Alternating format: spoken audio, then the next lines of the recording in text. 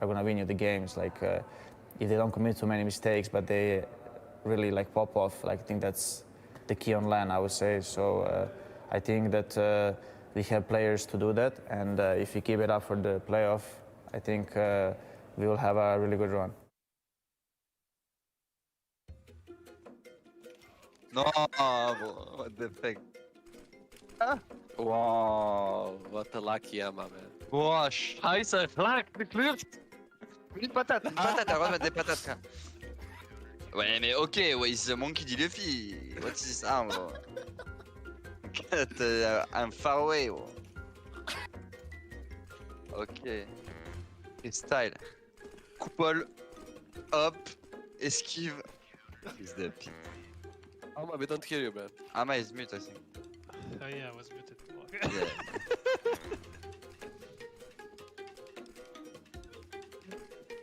Mais c'est pas possible! Mais non, c'est pas possible! J'ai fait dans le truc, frère! It's my story of my life, to be on the bottom. Tiens, voilà. Let's go. Allez. Ah, Jaco. No. What? What? Yeah. Oh. No. Oh. Nice. Allez, Sheb. Sheb, Nice. I'm back to the top. Let's finish that, Nick. Woo! Oh my god, Jack, you're so lucky. No, no, I'm so good. Allez, pour toi, Oh gros. la la la la. What? Time to shine, maman.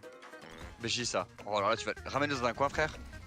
Oh my god. Stop speaking French. It's English. Eh. Là, tu mets...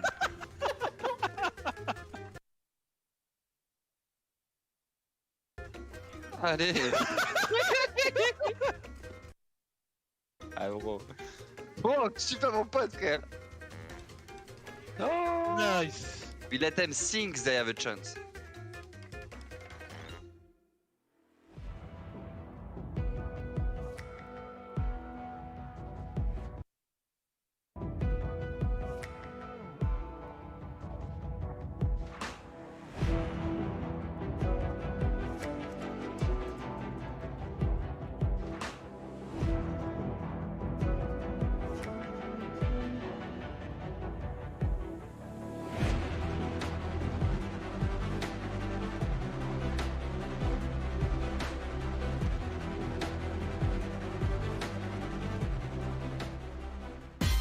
Introducing the ESL Pro Tour DHL MVP. Expert analysis. He's going to get that shot, and it has to feel a little bit good. Out middle of the air to take down Alex, and now they're pushing. Oh, you've got to be kidding me! He takes The best performances He's already got 3 and 4 and 5. and fan voting. He needs a multi-kill. First found. Twist aggressing. They have to double peek. He's getting his shot. He's hitting another one. Simple. Who delivered best? Unbelievable.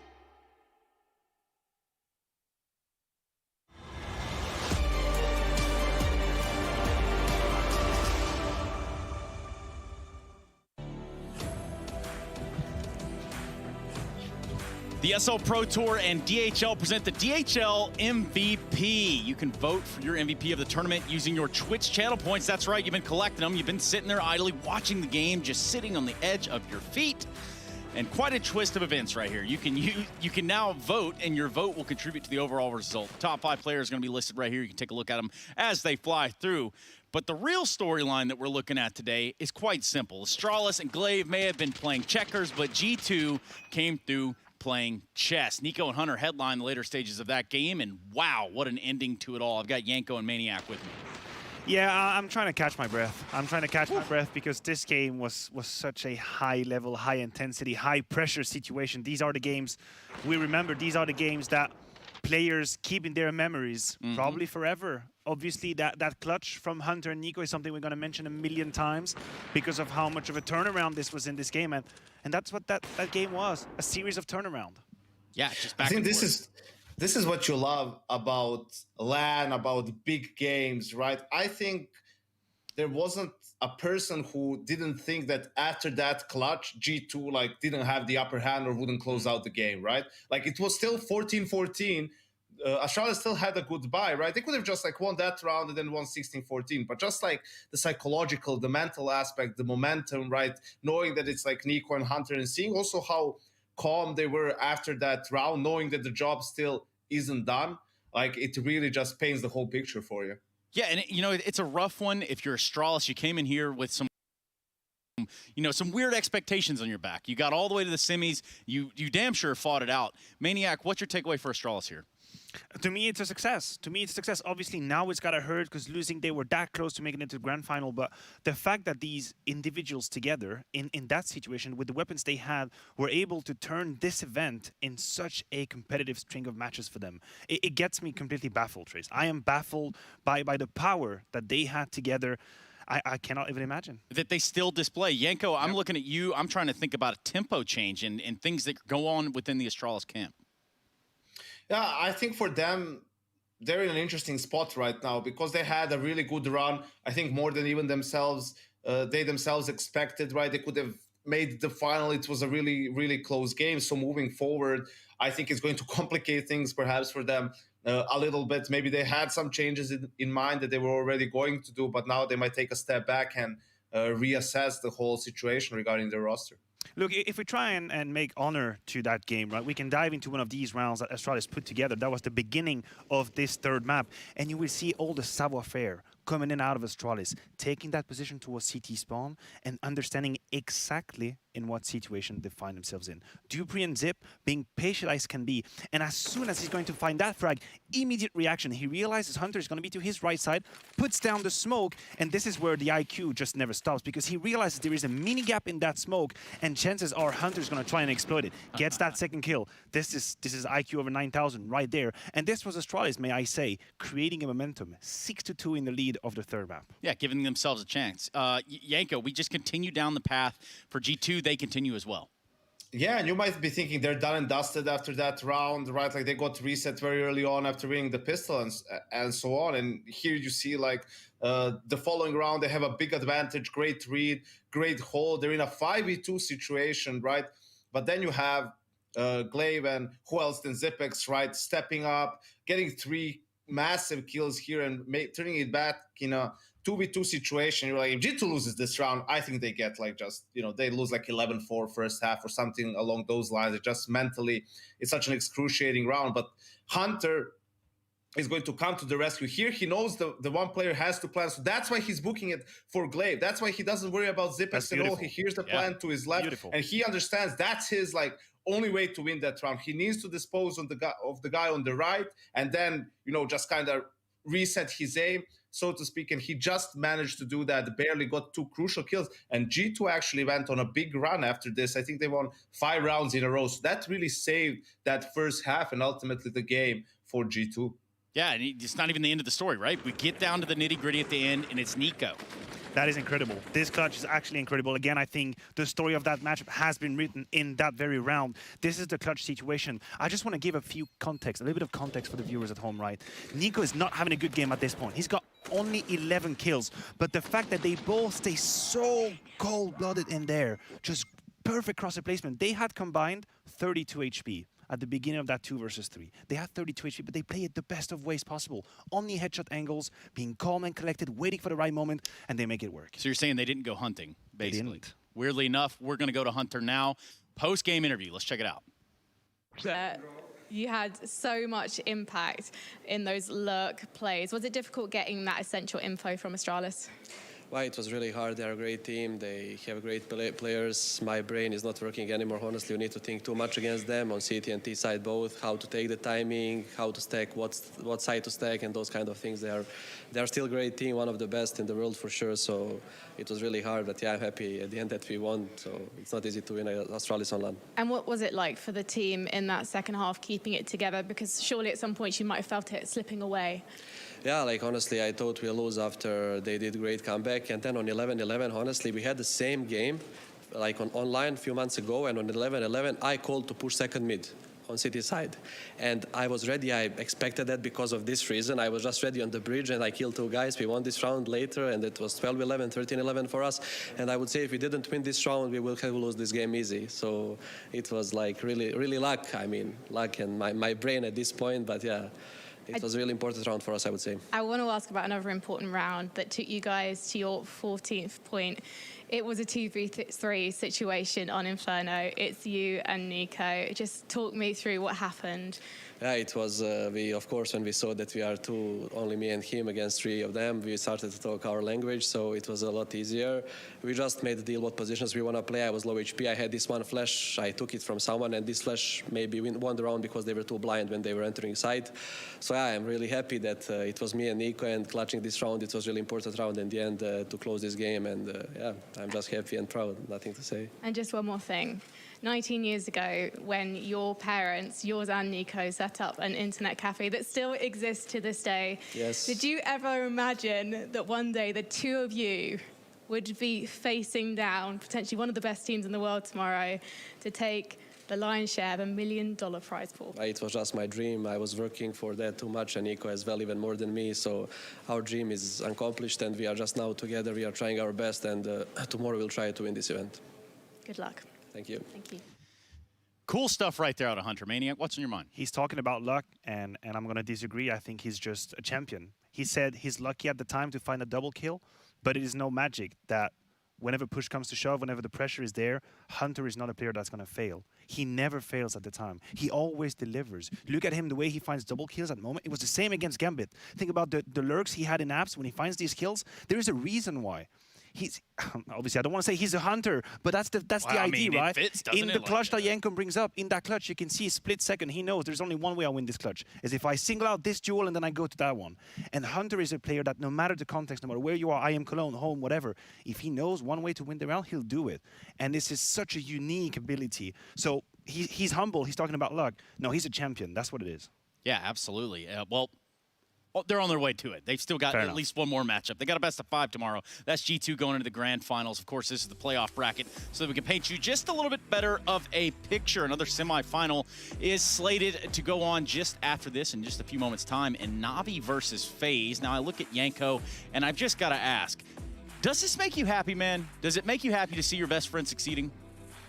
Yeah, of course it does. I mean, who wouldn't be happy? I'm thrilled for them. They finally got over that top 4 hurdle, right? And maybe that's what they were missing. Just one time to make it all the way. What better time to do it than here at IEM Cologne, the first land back. And I'm for sure going to be rooting for them tomorrow. Yes, and I'm sure Astralis fans are not going to stray away from the idea of rooting from them either. We actually have an exit interview lined up. Let's go ahead and hear from them. Glaive, it barely gets closer than a 16-14 scoreline, as we just saw on Inferno, and it really looked like you were calling a great game. How do you feel about that map? I mean, oh my God, it's just tough to lose like this. We really wanted that win. We really wanted to prove for ourselves that we could come into a final for such a big event as this one. We know that every team prepared really well, and you saw that with G2 as well. We tried to do our best, but unfortunately this time around it wasn't enough. I didn't feel like I called that good myself, this best of 3. I mean, some of the calls I did was pretty good, but I also think I miscalled some of the rounds. And of course, that's pretty sad. But you know, every team is having like kind of a different play style, so it can be tough to jiggle around with all the things you see, and you're preparing for every team and stuff like that. So, I mean, G2 played really well. They deserved the win in the end, but yeah, as you saw, it could have gone both ways. But of all 24 teams who came to IEM Cologne, surely the pressure was highest on Astralis. Do you feel like you have proven something in the past couple of weeks? I don't really think that the pressure was that high on us, to be honest. I mean, if we were going out in the group stage, I think everyone would have said, like, that's what we all expected. So, yeah, I'm just happy that we went to the playoffs. I'm really happy that we went into the semi-final. We were a contender to go for the grand final. We showed that with this best of 3. So I'm pretty satisfied with how everyone has been playing. And I mean, I really didn't show up. I mean, that nuke game, I felt like, oh, that T-side on nuke, I should have done better there. And that's what hurts the most right now. So, yeah, pretty sad. You showed up pretty darn well on the CT side of Dust 2 with the AWP. Glaive, thank you so much. Enjoy the player break, and congratulations on making it to the top 4. Thank you very much. Yeah, it did get a little sweaty over there for Astralis, but you have to give credit to Glaive. He started to take this game into his hands. Maniac, albeit falls a little short, but you could see it right there on Inferno. He's making aggressive peaks. He's putting himself into situations that are very risky. Look, the mental fortitude that Glaive displayed on Inferno is nothing short of miraculous, right? At some point in the game, he was, I believe, 5 and 16 in scoreline. He was not seeing the sun. He was not finding any groove and any rhythm, and he fought back, and he reclaimed control over the game. Glaive is the embodiment of a warrior. That's how I see him. He's a captain I would follow in any battle. Honestly, he would just tell me, do this, I'll follow. I'll just say, okay, you know what? I'm going there. You believe in him. He's got that aura that not everyone has. Yeah, that means a lot coming from a Swiss guy. It's pretty non-neutral, I dare say. We're going to go to a break. We're going to come back. We've got another game coming your way. And it's not just any game. We're looking at a semi-final. We're looking at Navi versus Faze. Is it going to be Navi Nation, or are we looking at some sort of phase-up maneuver going on around here? We'll be right back, everybody.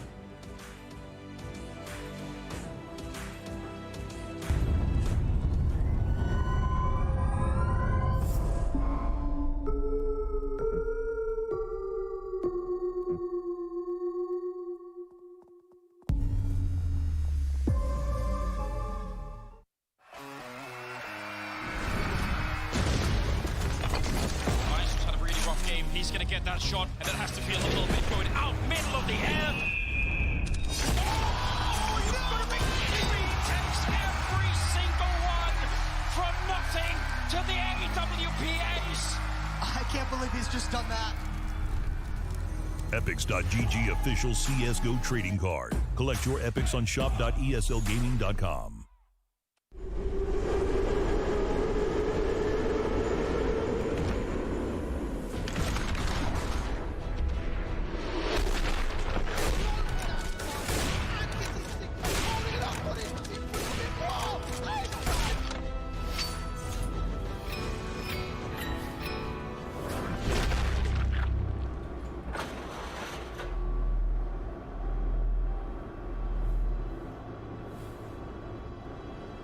Boomich, you are going to be asked to guess questions about Simple. He's going to be writing the answers about himself, and you're going to try and guess what he's written. GG. The question is, what positions should Simple never play? What role? It's quite a difficult question. I know what he will write. Entry? No? You need to write it. It's easy. Coach. Coach Simple. He will be coach, I don't take pauses. What would the Simple team talk be like? Aim higher. Aim higher. Yeah, this one is bonus one. So you literally wrote nothing, and as soon as I said coach, you wrote coach down. Sometimes I EGL. Sometimes I'm entering, sometimes I lose. He's doing everything, so yeah. I don't have the correct answer, but I think like EGL.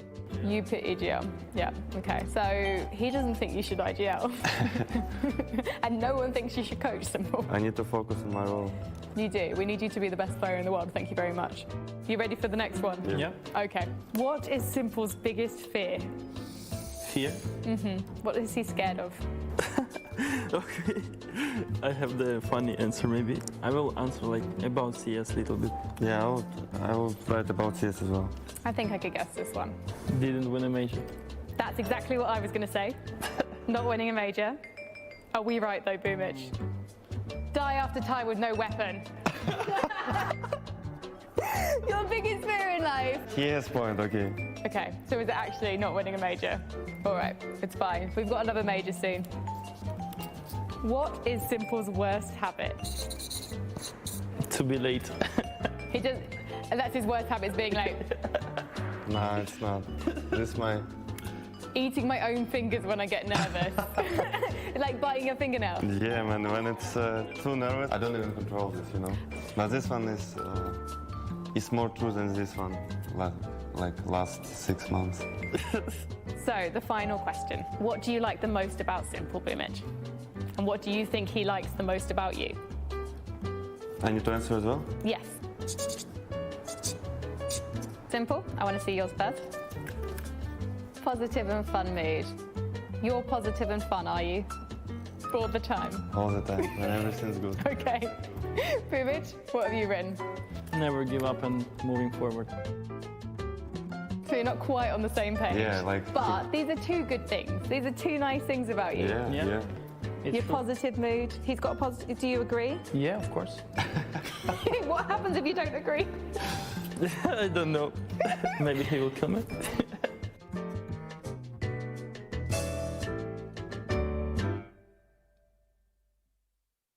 It's time, Cologne! German Counter-Strike on the stage. A semi-final and FaZe Clan, the star-studded roster, standing against them. Into the Lion's Den, and FaZe going to be one very big step closer to the Intel Grand Slam. FaZe Clan has always been amongst the best when it comes to Counter-Strike, and their run at the 2018 edition of ESL1 Cologne was no different from what they were used to. It's going to be tested. What a flick to land and Rain. Oh my goodness, what is he doing? He's tearing them. That was absolutely phenomenal. However, during the event, many felt it was a shame that this super team had to play with a disadvantage due to the absence of Olafmeister, one of their most recognizable players. But the situation turned out to be not quite as black as it was painted, as Croman stood up to the challenge when they needed him the most. Launches back toward Ivy. That's cleared before they get the ball in position. Next is going to bug. Roman snaps back with speed to immediately take out Smoothie behind him. Goppy as well. The stand-in stands up, and he might make big sit down. What? Roman! He's got 4. He's looking for the ace to pull it off. That is absolutely amazing! He saves them, and a must-win round to tie things up.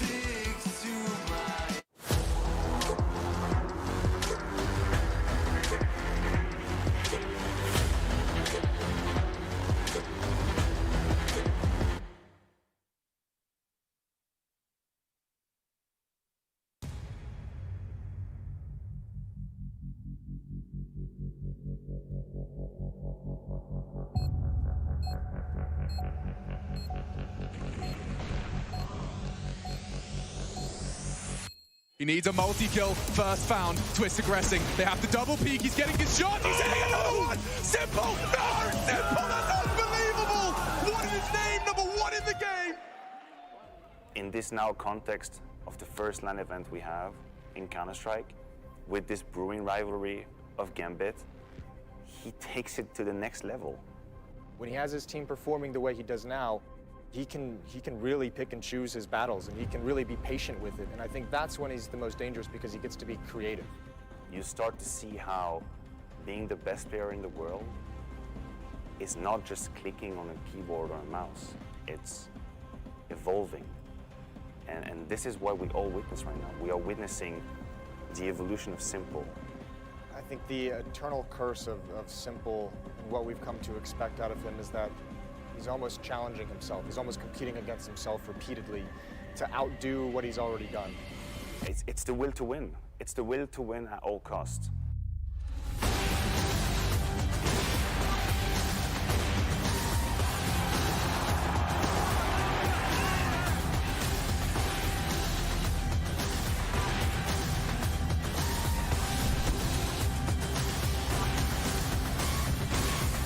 Where are the limits of Simple? Is he limitless?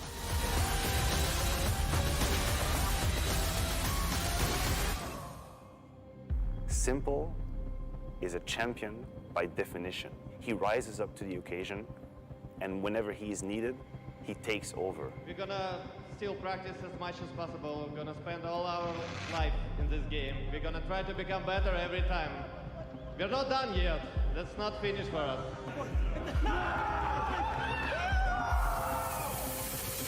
having to make the perfect play, like not overstep. The margins against Simple are so small. Man, he's the most dominant, but he's also the most creative inside of the server. He can take any weapon in any situation and make something out of it. So unique in Counter-Strike to have a player that is able to quickly understand my only way to win this round is to take this risk.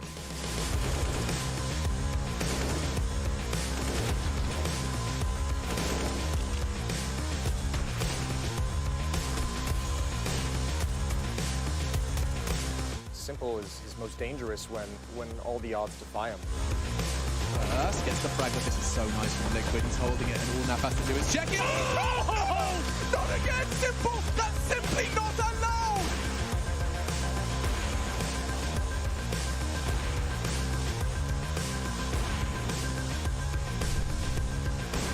Counter-Strike as a game and as a scene, we're addicted to Simple at this point. Every conversation we have is surrounding Simple. Will Navi have an era? Will Simple ever get a major? Who's the best player in the world?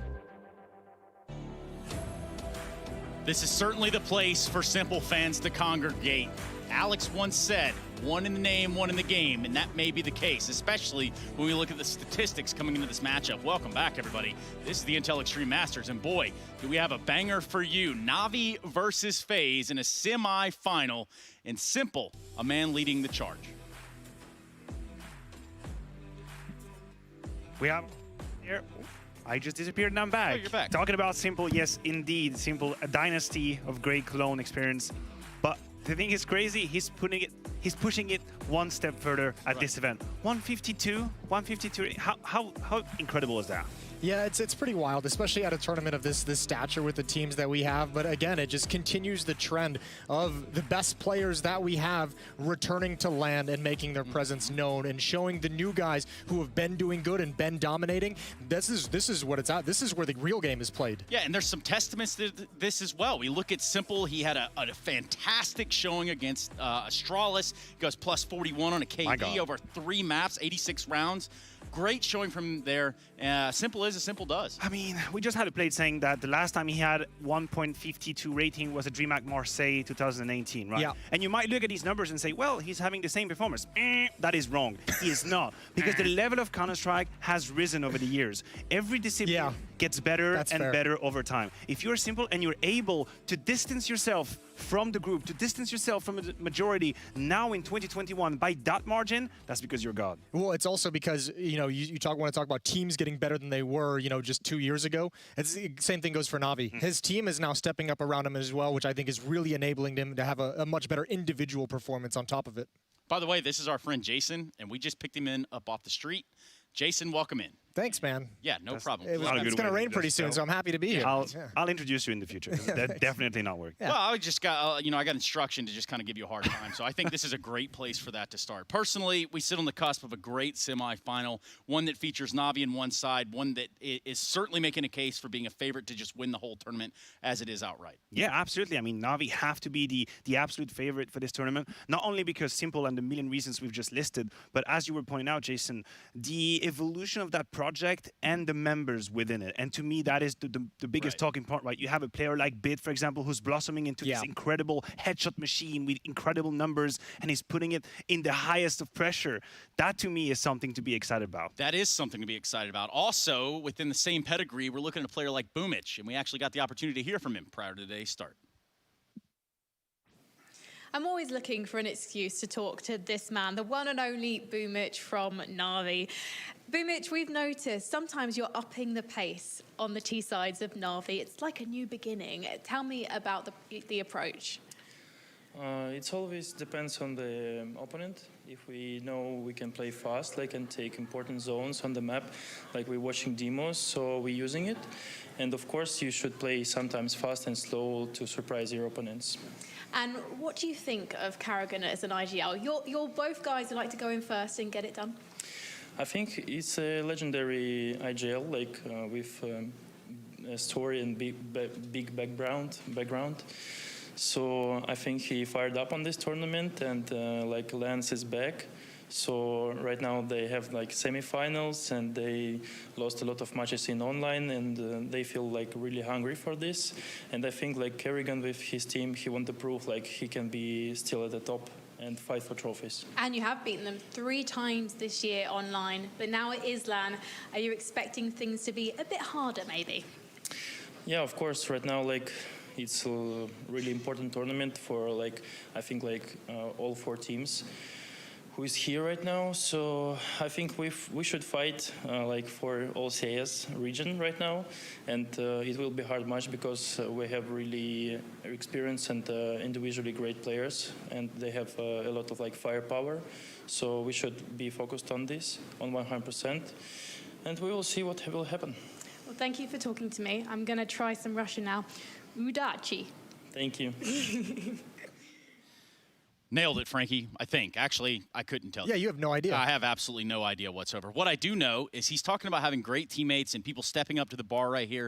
And he's exactly right, because there's one gentleman in BIT. This is his first S-tier LAN, and I think he's blowing some socks off coming here. Yeah, and the BIT project in itself is so fascinating because I'm going to take you back down history lane for a second. His first few matches with Navi were extremely complicated. I'm talking about the time he stepped up for Blast against Astralis, and he got absolutely smacked. And people were thinking and saying, he's not ready, what the hell is going on? He goes back to Navi Junior. Think about the relegation and how it hurts himself. And now he's again in the team, in the main roster, and he's putting out big numbers. He's at the top in terms of headshots level. He's entering as well. He's making the difference. He blossomed in such a quick period. I cannot even explain it to myself. Yeah, it happened. For me, it felt like really, really quickly. Actually. I mean, I just kind of noticed him kind of going off just a week before this at the CIS RMR, and it was like every game I was like, oh, he's doing it again. Oh, he's doing it a 3rd day in a row. Oh, he's still around in the playoff. Like it was that kind of crazy, and now he's carrying it here into Cologne. And if that continues through these playoffs, I mean, hands down, these guys are the favorites at this point. Yeah, I mean, they're kind of undeniable at that point. You know, you look around, you get a general census of what's going on here. For us, we need to take a deeper dive into our players to watch. Brought to you by Epix GG.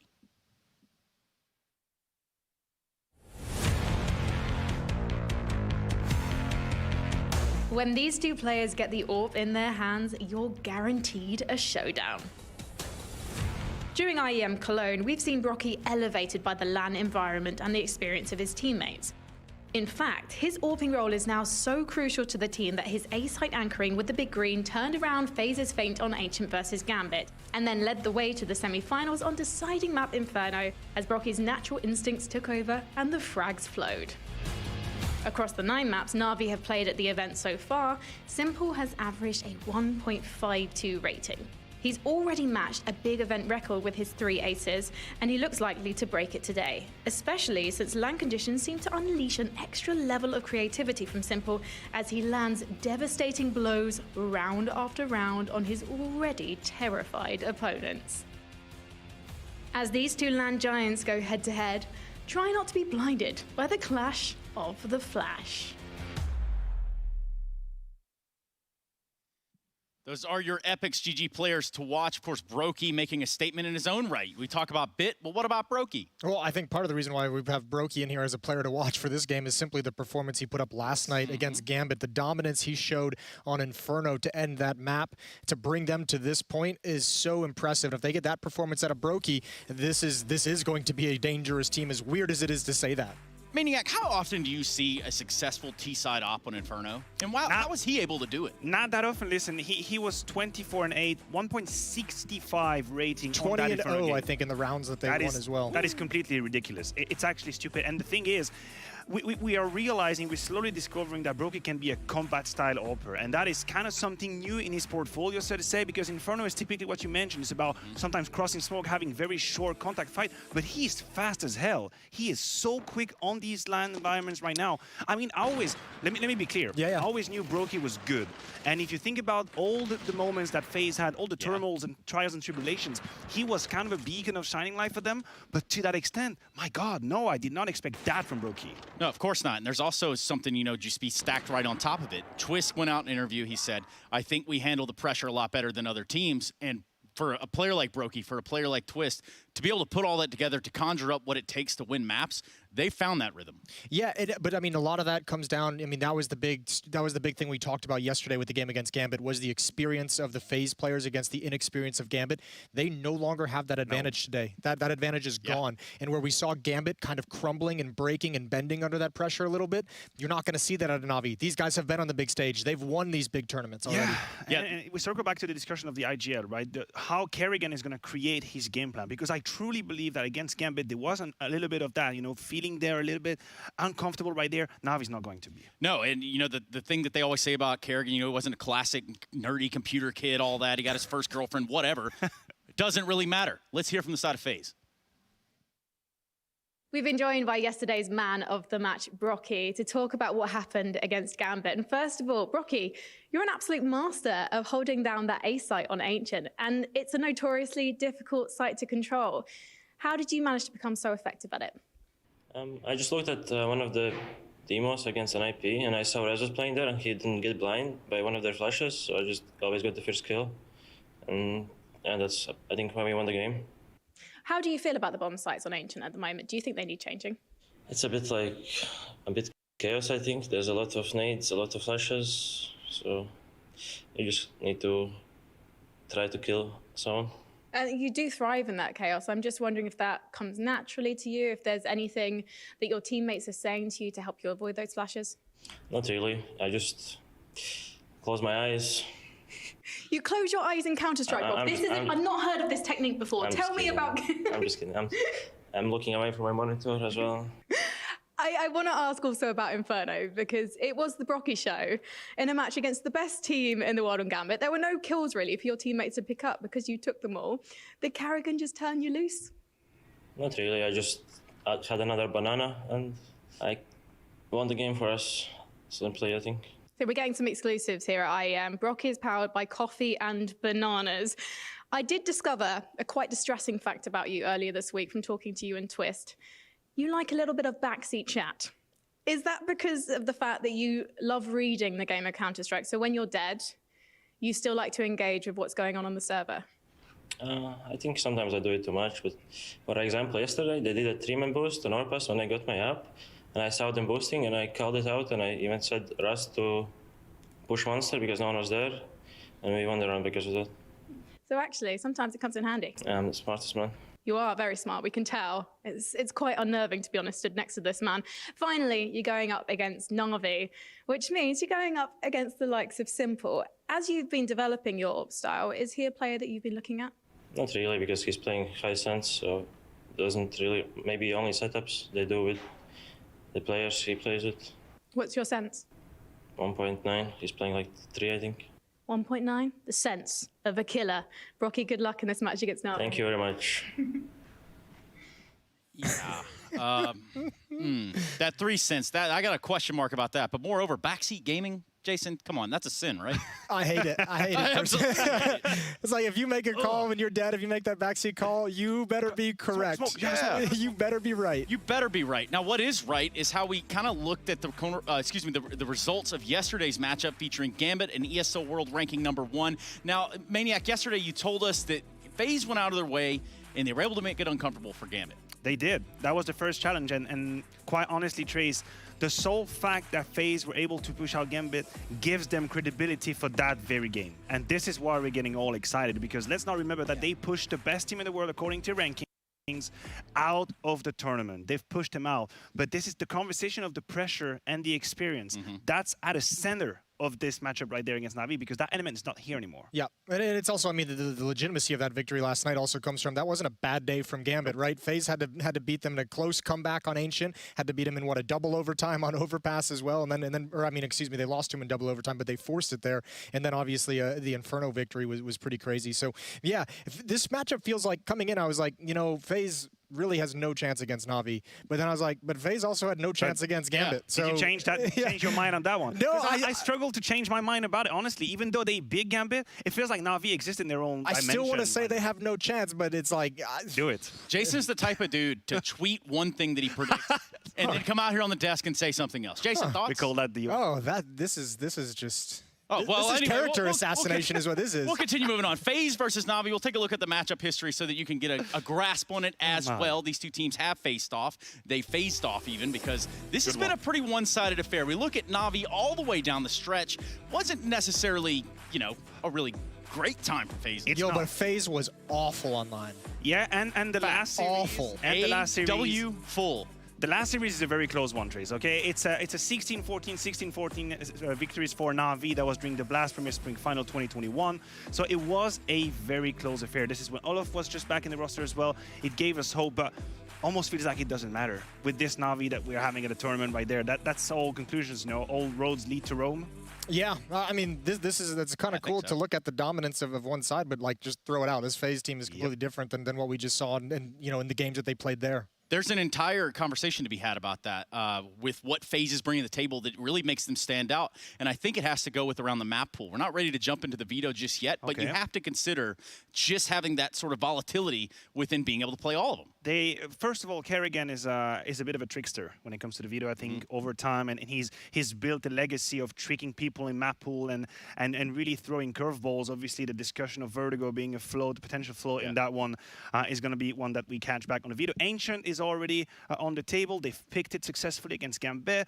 Are you going to make the same play against Navi? That's a question. So there are a couple of question marks around that Veto that makes it quite, I want to say, sexy. Sexy. Oh, okay. While I make eye contact with Jason. Okay. Well, it's nice. Anyway, speaking of sexy, we got Jason, slow it down, buddy. PG-13 or something like that. Speaking of sexy, we've got two commentators. We've changed out here in Hugo. We got a fresh set of tires in here. We got Chad and Alex. Guys, can you hear me? Are you there? No, not at all, Stunner. No, we're not here. Okay, well, in that case, thank you so much. We'll see you around. No, guys, let's talk the map pool. What do you think? Ooh, Chadney, you're the smart one. I always want to see an Ancient, but I don't think we're going to get it today, right? We had that curveball come in the game that Matthew was talking about. Ancient popped up in that one right there. I think an Inferno could be a weakness for Navi. They lost to Renegades earlier in the tournament, right? Yeah, well, you were floating a potential map pool to me, and it did sound like, you know, your basics. Yeah, I feel we're going to get the bread and butter today. You know, your Mirages, your Infernos, your Dust 2s. I don't know how far we're going to go off that because we're going to get a ban of Nuke. We're going to get a ban of Vertigo, I think. Well, Faze, I mean, is it just kind of puffing up their chest that they've played it and succeeded at it? I think one of the things that is good with Faze is coming into this tournament, we didn't really know what to expect, so they could flex like that. The Kerrigan could prepare. He just had 5 days, right, to prepare for Gambit. He's only had one night now to prepare for Navi, so that's different. But one of the things that I'm interested in, the desk is talking about, it's about this pressure. Do you boys think that it's changed for Faze? Because for Faze, it's the same situation. No one's expected them to come this far. They've already over-exceeded, right? They've exceeded everyone's expectations.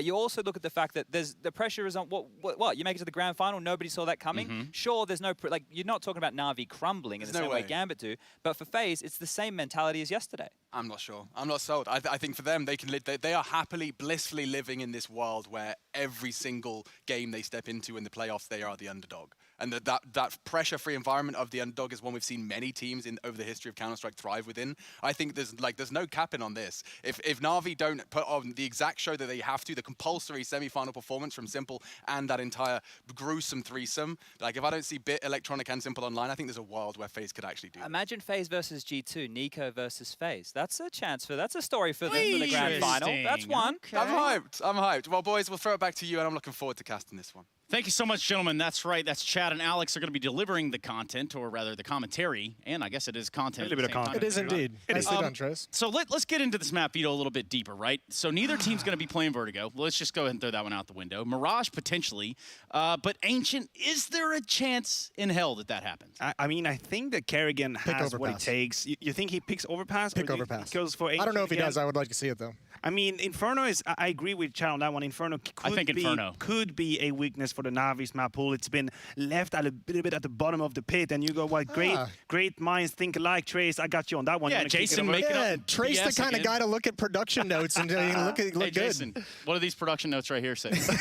That's what I thought. Good thing that one was off camera. Mirage is in here. Mirage for Navi. Look, the very fact that FaZe pushed out Nuke left little to no choice for Navi. They could have gone for Dust 2. I appreciate the Mirage pick as well, but it is not a bad map for FaZe. This is not what you call a punish. This is more of a comfort pick, but if you're Navi, do you really need to punish? Also, it has a lot of options and a lot of ability for Kerrigan to get pretty freewheeling with the calling. There's a wide variety of styles that can work on the T side, which has been a weakness. And FaZe being a team where I think Kerrigan really good job of it adapting if they run into struggles. So yeah, pretty much as Chad said, the bread and butter maps.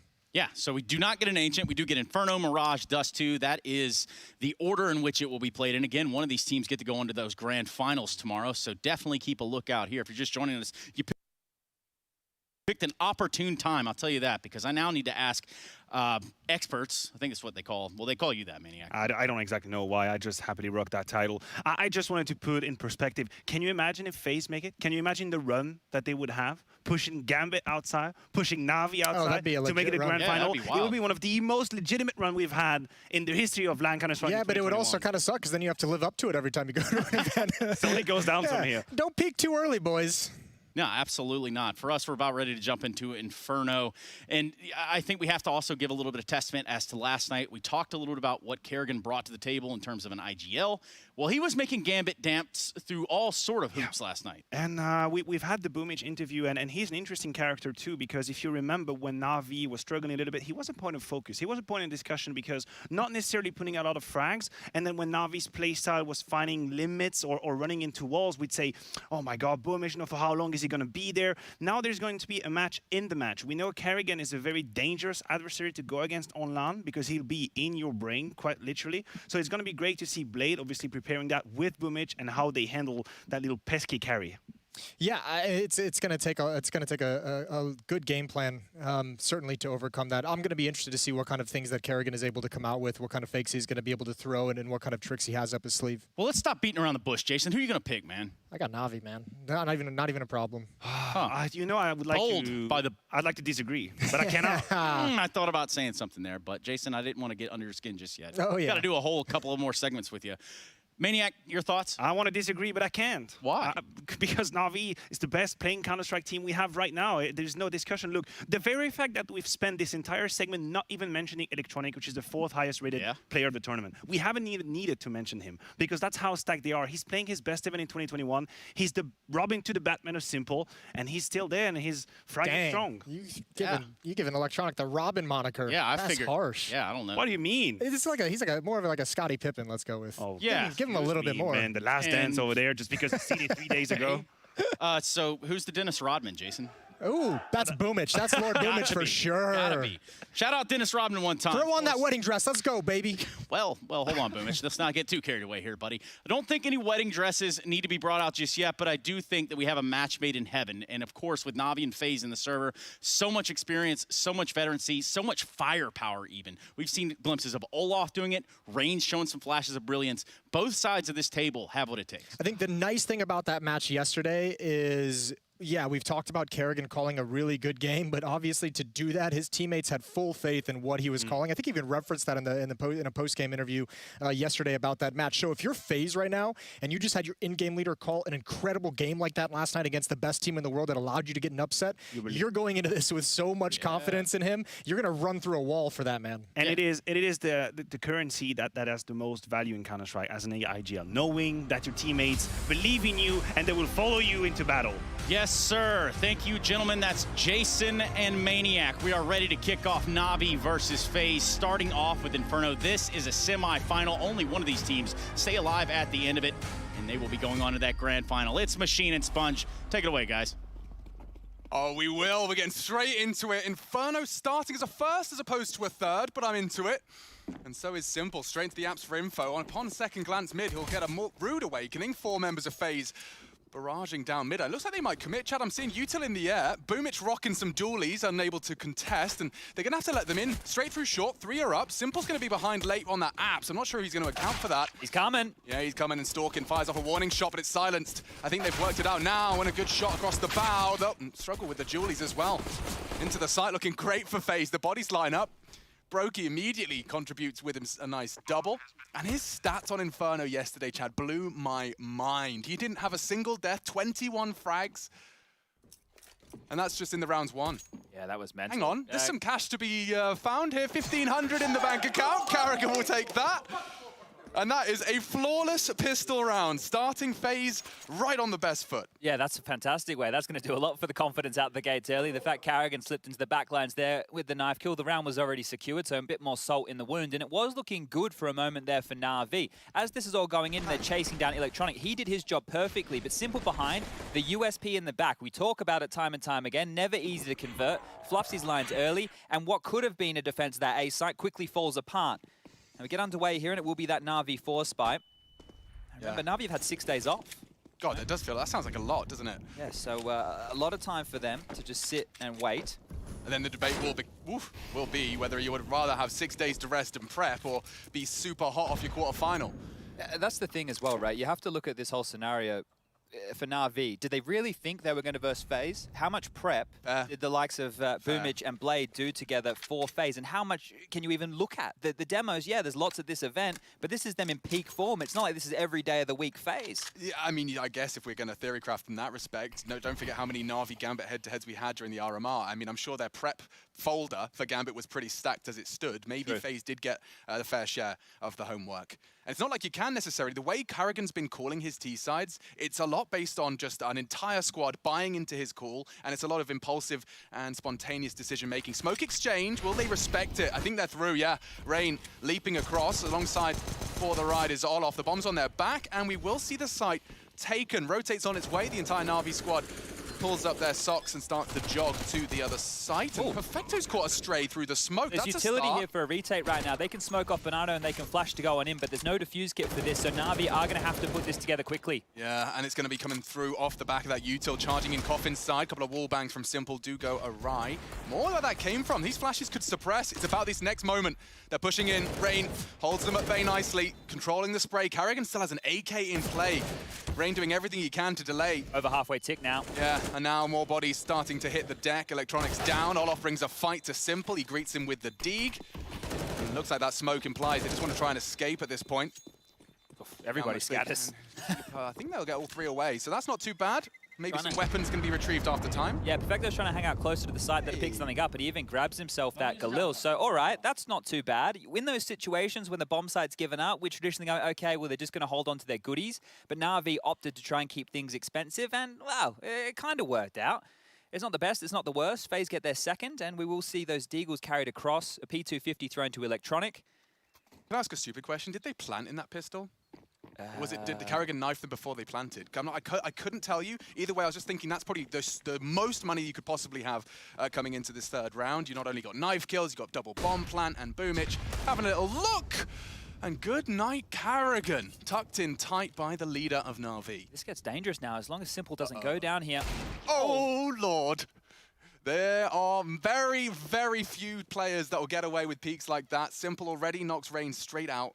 And two bodies already down. Smokes are flying. Electronic's here with a smoke of his own. He could throw this one down and force him through the grey screen, but that's Boomich eliminated. The B bomb site is open now. Yeah, don't forget Perfecto saved himself that Galil. He'll be bringing that to the party late. Bit yet to find his first frag, and here's his chance. A great chance, steadies his aim, twists too quick. Using that AK to great success. So some opening kills did put Navi into that very brief 3 versus 5. It's been equalized and then some with the bomb now ticking. We'll need to get a move on here if they do want to win this round. Bomb almost halfway tick now. Simple coming up Banana, Electronic through coffins. No nades, it's going to have to be brute force. I say that, Electronic does have a smoke. He's going to try and get that on towards the bomb. It will create a little bit of pressure. Broky relieves all the pressure. He's going hunting.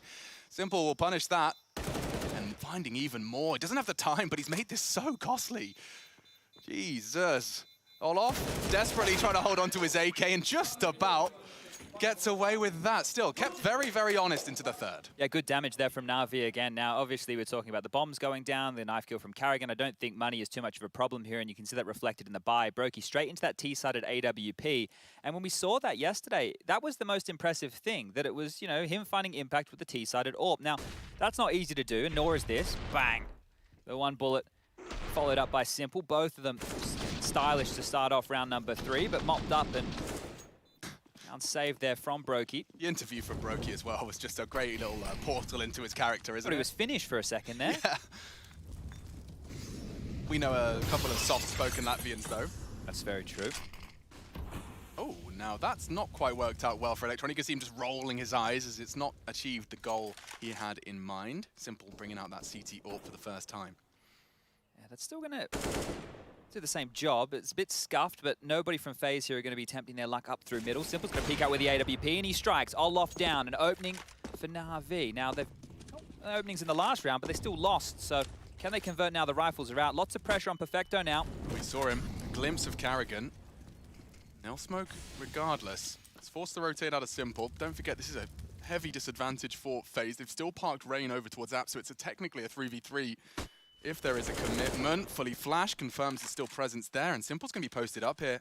Karrigan's just ahead of that scope. Simple doesn't miss. Quick to the trigger. And Karrigan pushed on up completely on his own. Will be hunted down. Boomich finds him. Seems to be aware that there's a walk up from Rain. Quite persistent in his app's presence, and Bit's just playing in that safe haven of sight. A chance! Oh, and it's a big one. If they could just find Bit, there's a world they can get that bomb down. Newest addition.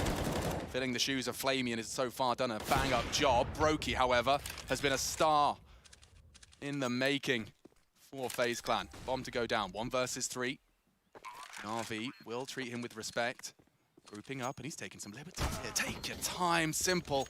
Slaps him down. Another multi-kill round out of the Superstar. 7 now for Simple. 7 kills, 4 rounds of play. Things looking good, staying on track for that Superstar form that we have seen. And that defuse will come on through. I loved what the desk said about Simple. You know, I think the best way to frame it is he's just competing against himself now. Yeah, like, look. Sure, ZywOo may have done something for him. You know, that may have ignited a fire in his belly, but I think it's entirely just that perfect championship mindset where you just want to be better than your previous self. I love the conversation, right? And I'm glad that there is a contender to Simple in ZywOo. But for me, with all the Counter-Strike that I've watched, this man right here, he's just magic. He's just something else. He's a completely different beast. There's a lot of great Counter-Strike players, but I don't think there's anybody who does it just quite like Simple. Now, Navi, they're out the gates, they've got themselves around, and they've even humbled that economy. Now, the flow-on effects from those first 2 anti-eco rounds, right? The Deagle kills, Simple with the Galil getting a lot of frags, that's forced them already straight down towards pistols. So you can see the ramifications, and here he is again. Oh, he fires off a warning shot. He runs him down. That is lovely. Oh, they partner up. Broky does put some bullets down, and Karrigan leading by example. He's managed to bait the shots, pushing pressure now on short. This is a bit of a gamble here if they can force Electronic down. Swinging in. Nice find from Olof. If they get him as well, FaZe have got the sight. They may not have a chance to get the bomb down. That's a perfect nade. 15 HP combined here. Oh dear. Double nade. That ends their dreams. There was Molly to follow. They did get the plant at least.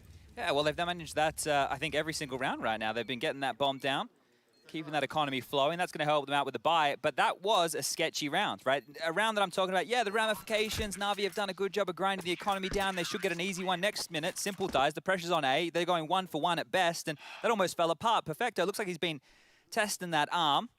Yeah, this is the double kill nade. Perfect little lineup for your matchmaking games. Bang, and the dirt is gone. I need to stop referencing adverts from the 90s. I really... Well, they're good adverts. Still it bang. Barry Scott here. I've waited to get into Slap Chop. Maybe that'll resonate with our viewer base a little bit more. Oh, that looks good. What are you eating over there? Either way, I'm hoping you're staying hydrated as well as fed. We're feeding you all the Counter-Strike you will need for this evening, as are Faze and Navi. Already made it very clear this is going to be of a brawl. Great Molly. But yeah, just FaZe are just feeling this out, and right now, no real banana presence other than the utility. They've accomplished what they wanted to. There's no info for Navi over towards the B-bomb site. They're using retake utility right now, but there is currently a gap. It's just Electronic and Bit over towards A. So if FaZe get a move on, they can apply pressure before the rotation comes back in. And it looks like they're going for a Halls pop. Yeah, but with a lot of long util, that might draw the rotate, but it may lock them out on that side of A. Electronic, his spidey senses are tingling, so blind. They caught a glimpse of him short already, 2 in the pit. Rain, quick find as well onto Bit. And just like that, double entry from FaZe. The site is theirs, and they're bringing that same flair we saw just yesterday. Just that one Molotov top banana so that Navi couldn't push down, and they were able to force their troops forward. Now, Karrigan's actually slipped past Boomich here. If Simple's not aware of this, he could die and give up that AWP. Boomich is actually pedaling back as well, and Broky's trying to back him up. So there's going to be a couple more deaths here with this bomb down for sure. Wait, Broky's gone all the way to T-spawn. He definitely doesn't want to lose this. Boomich, I think he's heard it, all of that.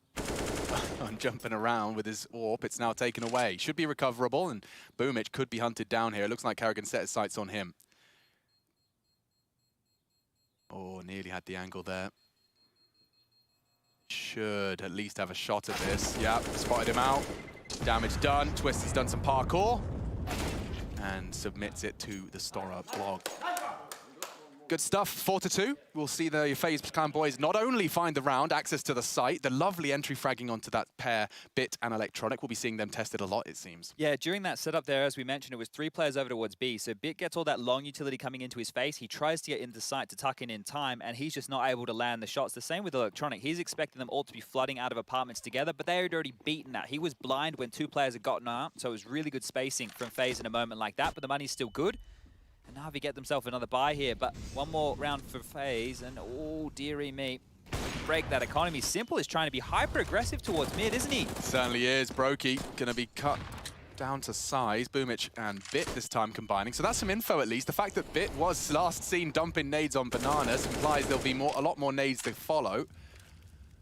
Typically, you're a player. Top banana control has been fought for. FaZe confirming it with that sandbags molly. We know Boomich used to love a little banana bait. Yeah, he's added a bit more depth to his play, hasn't he? Not just the sandbags, you see him in the side. I just remember you getting so triggered because he spent like 15 rounds in the same spot. The problem is, when the teams are using like 3 nades, 2 Molotovs, a bunch of flashes to clear you out, at that point you have to think, maybe I should try somewhere else. Yeah. But that has happened. You've seen a lot more depth out of Navi in recent times, operating as a team, and well, the team will have to defend against this A hit. Top mid control for Olof has been taken. Bare bones Bit. Just an M4 and a Kevlar vest to his name, and Olof has got his number. That smoke will isolate him. The sound cue does bait the fight. Bit wins it out. A heavy disadvantage now for FaZe. They may try and keep those boots planted. I think Karrigan Smoke may achieve that. Rain, bomb on his back and starting a campaign towards the apartment. It's on Electronic here. He's going to get run out again. Been having his fair share of woes. Baited again. The movement from Rain just enough to draw the crosshair away. They're into the site. Simple denies.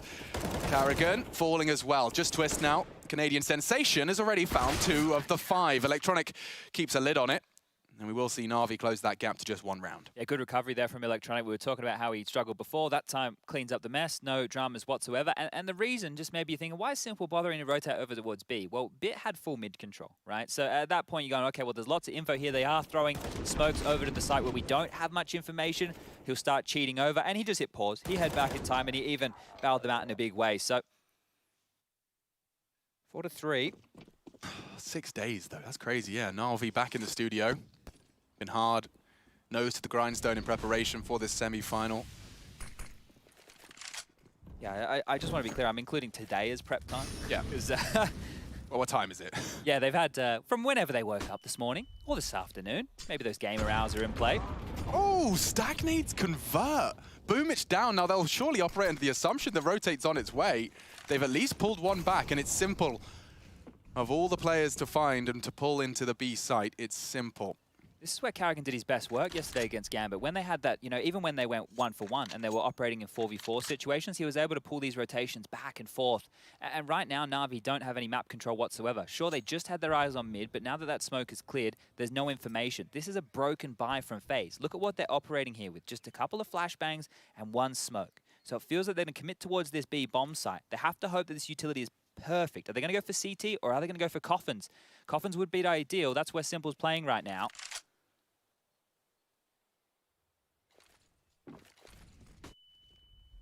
Flashes have hit Simple. He still hits his shot. Karrigan as well, falling.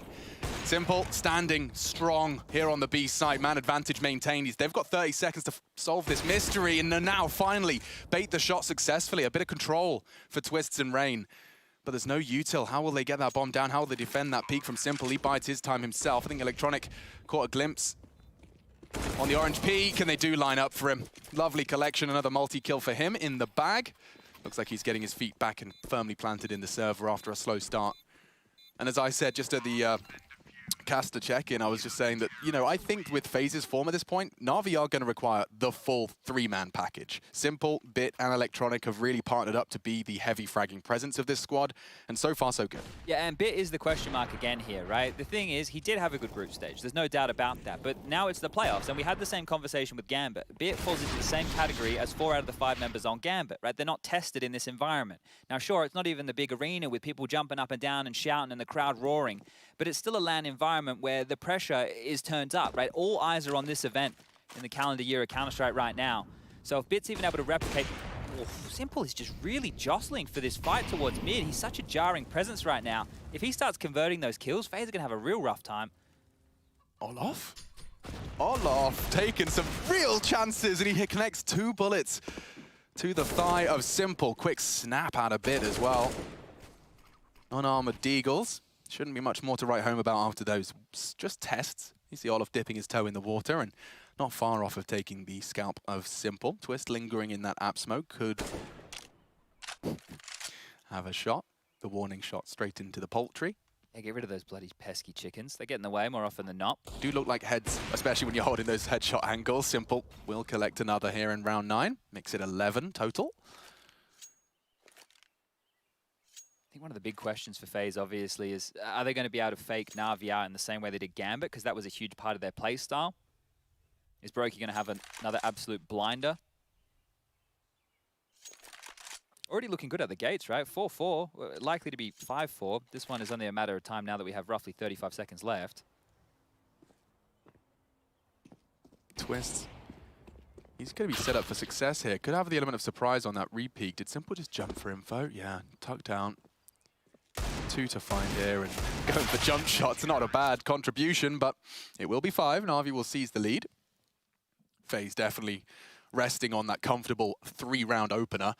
At this point in time, Navi stringing together 3 in a row themselves. And you have to remember how those first 3 rounds went. The pistol was great, right? They came in carrying out a knife kill. But then the next 2, they were put under the pump. They were put under the pump by the upgraded pistols and then by the saved Galil. Simple getting a deagle shot, Boomich doing the same. So they kept that pressure on. So it's not like these 4 rounds that FaZe have been able to acquire so far have necessarily been of the easiest variety.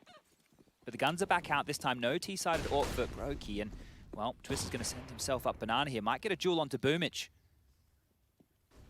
Bit bait steps. Twist spots out, and Boomich wins the duel. Again, Navi sees a very early 3 versus 5. It's quite hard for Carrigan to call the game he was calling when you lose 2 players so early into the piece. It's usually power in numbers, and you were talking about trades. You know, FaZe's T-side trades was a crucial component of their successes, even in those 4v5 disadvantages. Neither of these openers from Boomich and Simple have been responded to. Still looking like they want to go B here. Smokes are in the sky. Good little lurk smoke will nullify Boomich. I say that, he fires off some shots regardless. Fresh magazine required, and here comes the commit. 3 versus 5. FaZe would need a hero to step up, isolate. Looks like Broky's at least posted 1. They've got another to find, and if they could spray him through the smoke, Broky has provided the double they needed. Winnable now. Very winnable. They've got retake util. Simple in a prime position to drop the banana side smoke. Isolate Carrigan away from his squad. Posted up for now. Oh, nade right on the nose, but Broky holds his nerve. Bomb half ticked. Util to be dropped. Tronic to deploy. And that's the shot. That's the duel. Broky still hitting shots. Finally silenced, but time ticking in favor of FaZe. The 3v5 has taken shape, and all off the back of Broky. Simple's caught. Oh, and Olof adjusts into Electronic in the blink of an eye. What a turnaround. And Broky again delivers for FaZe when it matters most. That's huge. The round looks done, right? The round looks done. In the opening stages, Simple gets an AWP kill. Boomich gets that frag on a twist. It looks like it's all over Red Rover. Look at this. It's simple as this. Walk on in. All right, cool. Thanks, Rain. We'll grab that one. And then Broky's able to walk on in. Sure, the first kill was great. Whoa. The second, they knew that Perfecto was in the site, right? So it felt like only a matter of time, and there wasn't really too much help for Perfecto in that moment. But that's a great transfer there from Olof. And that is going to put Navi on the fringe here of having their CT side economy broken. Perfecto's gone for a cheapskate buy just with the MP9. He has a lot of residual cash left, and it looks like FaZe are getting a move on here. Heading up towards middle quite fast, flashing through. They're going to go for presence straight away. This would be a mad call if they just started to wrap long. There's no way. It's the perfect gap. Oh, and a miss from Simple. Carrigan, what are you up to? He's baiting shots left and right. Just dancing with Simple. Finally gets the quick scope, but they will exploit. Double found. Electronic is still in pit. They're going mid to B. They're trying. Perfecto's only got that MP9, as we discussed. They should be able to trade. He's made it count. Great damage from Perfecto. He's delayed them. He's held them at bay. Problem for Olof as well. Navi stabilize. Broky demanded to clutch again. He's looking the wrong way. Electronic will strike, and Navi will sigh a large sigh of relief. Financial troubles are averted. Yeah, that's the thing, right? These pressure plays early from Faze when they're just, you know, calling something out of the gate. Like, this is almost from spawn. Maybe they reacted off of all that banana utility that they saw, so they knew, okay, we can pressure this A site, but even still, it just puts them under the pump. Really lucky that Perfecto got a kill there. You could see how awkward that was under that porch position. Didn't look easy. Able to convert one, and Navi, well, they're able to keep themselves in this lead, but once again, the economy's still not great. Faze, definitely not great. They are going to be humbled here, just down to these pistols. But watching Faze in that quarterfinal, if they could just win a couple more Deagle Armor round one, would be great. And it's definitely not been their strong suit. Carrigan falls early. There's nothing quite like a Boomich, bright yellow, bulldozer MP9. It's a classic. But it's the embodiment of him. You know, that is Boomich personified. Is the Navi sticker triple MP9. Yeah, look at that. That is him. Nimble, irritating. Don't know if that's how I'd want to be described, but that's what he is.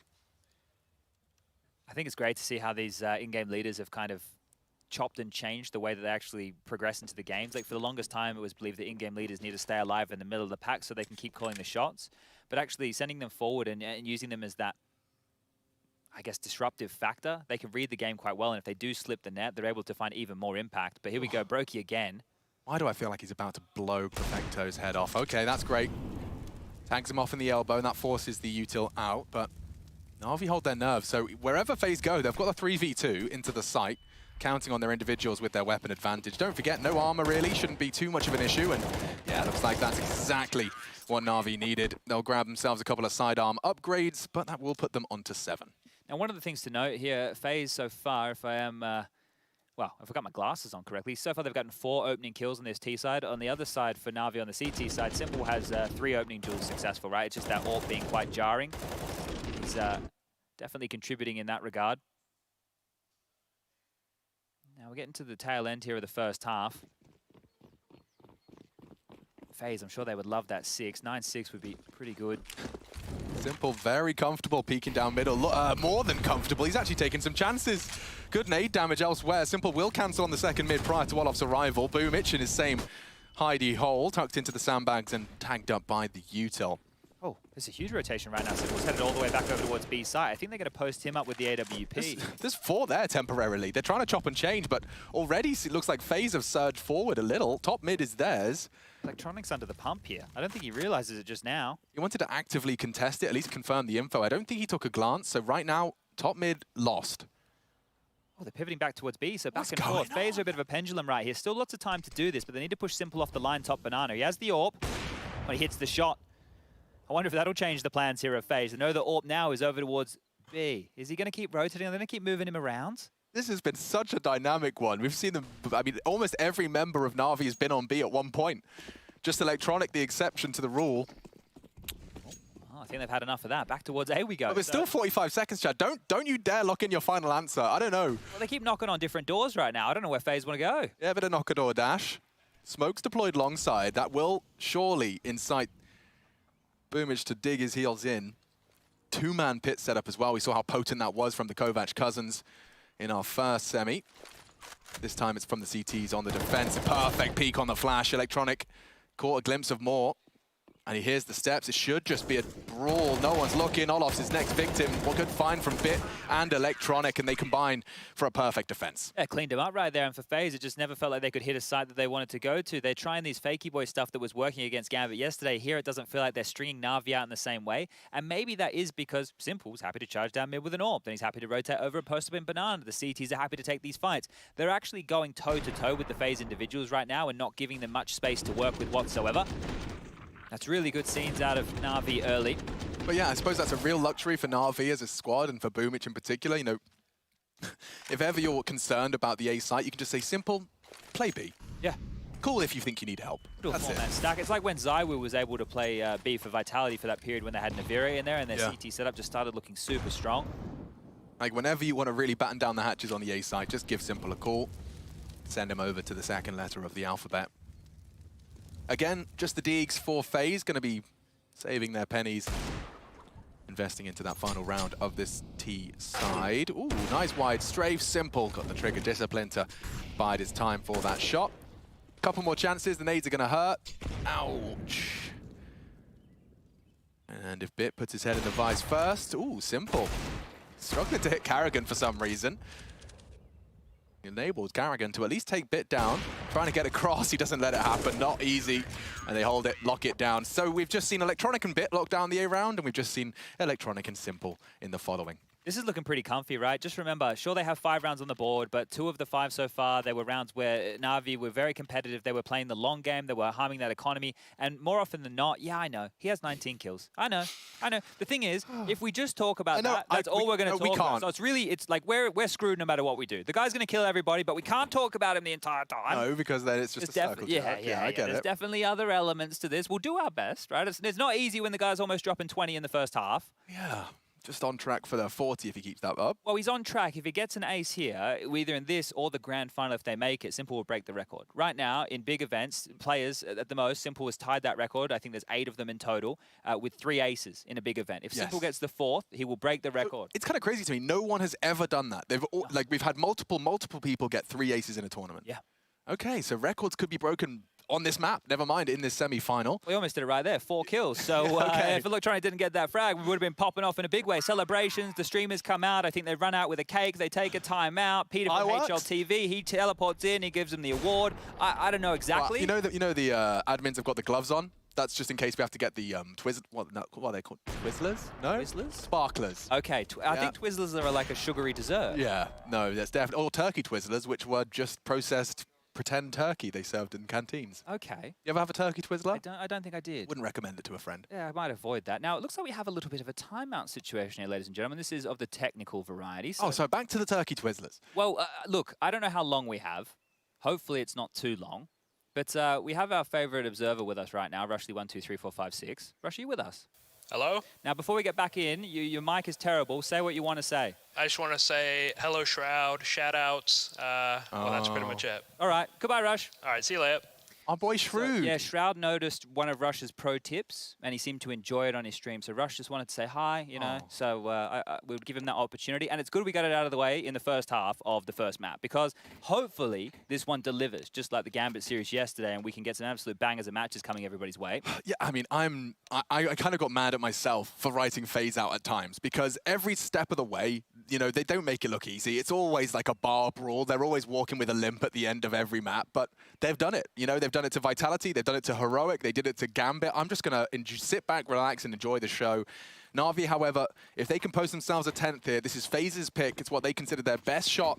And the T side, definitely, they have a real prowess for the attack. However, posting 9 against Gambit on their CT side just yesterday, maybe things can change. Good flash, both blind. Electronic was ahead of it, actually. Doesn't stop Rain finding him. Good contribution from the Viking. Simple. Still sticking around. He wants the jewel, and he just finds it. Hunts down Twists on the re-peek. Is he pushing for more? He wouldn't. Well, he's spoken off Boiler, which means he can keep contesting that mid line, but here he goes again. Keep moving the AWP around. Keep that man versatile. He's heading over towards B. Perfecto now greeting Bit over towards this A site, so it's a 2-2 split right now. And these 4v4s, as I mentioned earlier, is where Faze did some good work yesterday. Let's see if Karrigan can pull off some similar tricks. He's already here. As Karrigan tries his nutmeg, and it has worked out wonderfully. Good play from Karrigan. Broky slips the net.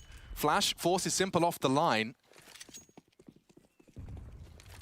Perfecto's in limbo here, so he will be able to commit if he hears anything. Well, the rookie's going to be tested. Bit's in pit right now. He needs at least 1 kill. This is a big moment for him. They're hitting the side. They're actually smoking off towards the arch side. The wrap onto Bit here is some hard fights. 9-6 sounds a whole lot better than 10-5. Perfecto hears them. Bit readies his aim. Doesn't quite hit the mark. Smoke to play around and a flash for the peak. Already up Graveyard, though, and they have the sight. Oh, Rain has the bomb. It's thrown forward, but it's Perfecto that stands and delivers. 30 seconds. Perfecto taking some chances. Oh, he runs out of options. Nice find. It's Bit that does find and contribute the final frag. 10 for Navi. Faze's pick. Heading to the defense. Let's see if Simple and the boys from Navi can close this one out with ease.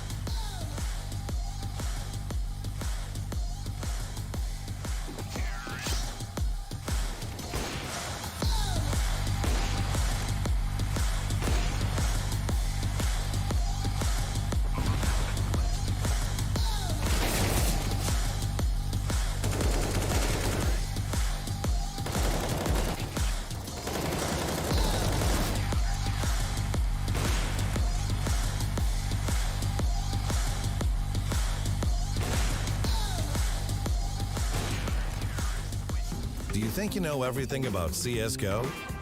Then stay alert and look out for the DHL drop quiz on the ESL CSGO Twitch channel.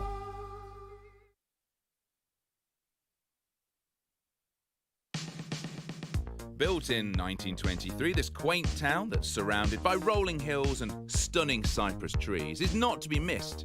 Head to the Corso Inferno, where you'll drink in the clear blue skies with 4 of your best buddies, or perhaps 4 randoms you met online just now. It's really up to you. Make sure you notice those stunning green shutters, the trademark of this pretty town.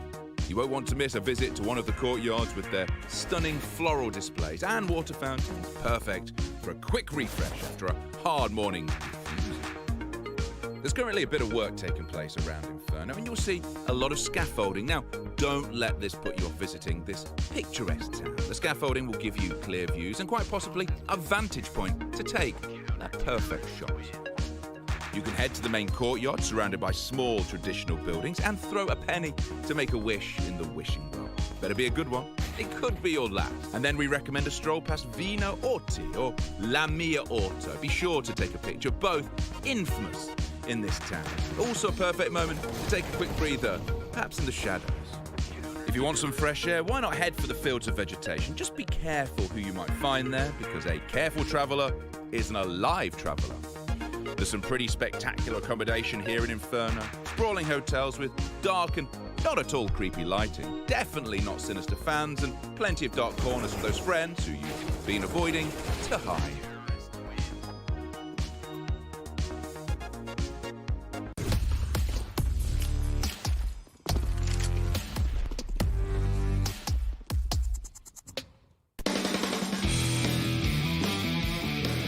Hey Future Pros! Retaking the B site on Inferno can be pretty tough. However, the Molly or Incendiary I'll show you all today will help clear out one of the little hidey holes a T could be in. To throw this Molly, secure runes first. Then get into the corner next to the sandbags. Aim up and place your crosshair in the midsection of the ruined roof between these 2 points. Get your crosshair in line with this kink in the scaffolding, then simply running jump throw the Molly. As you can see here, this T did smoke the Molly, but from this angle you can see that the Molly does in fact completely coat the area in flames. Good luck and happy retaking.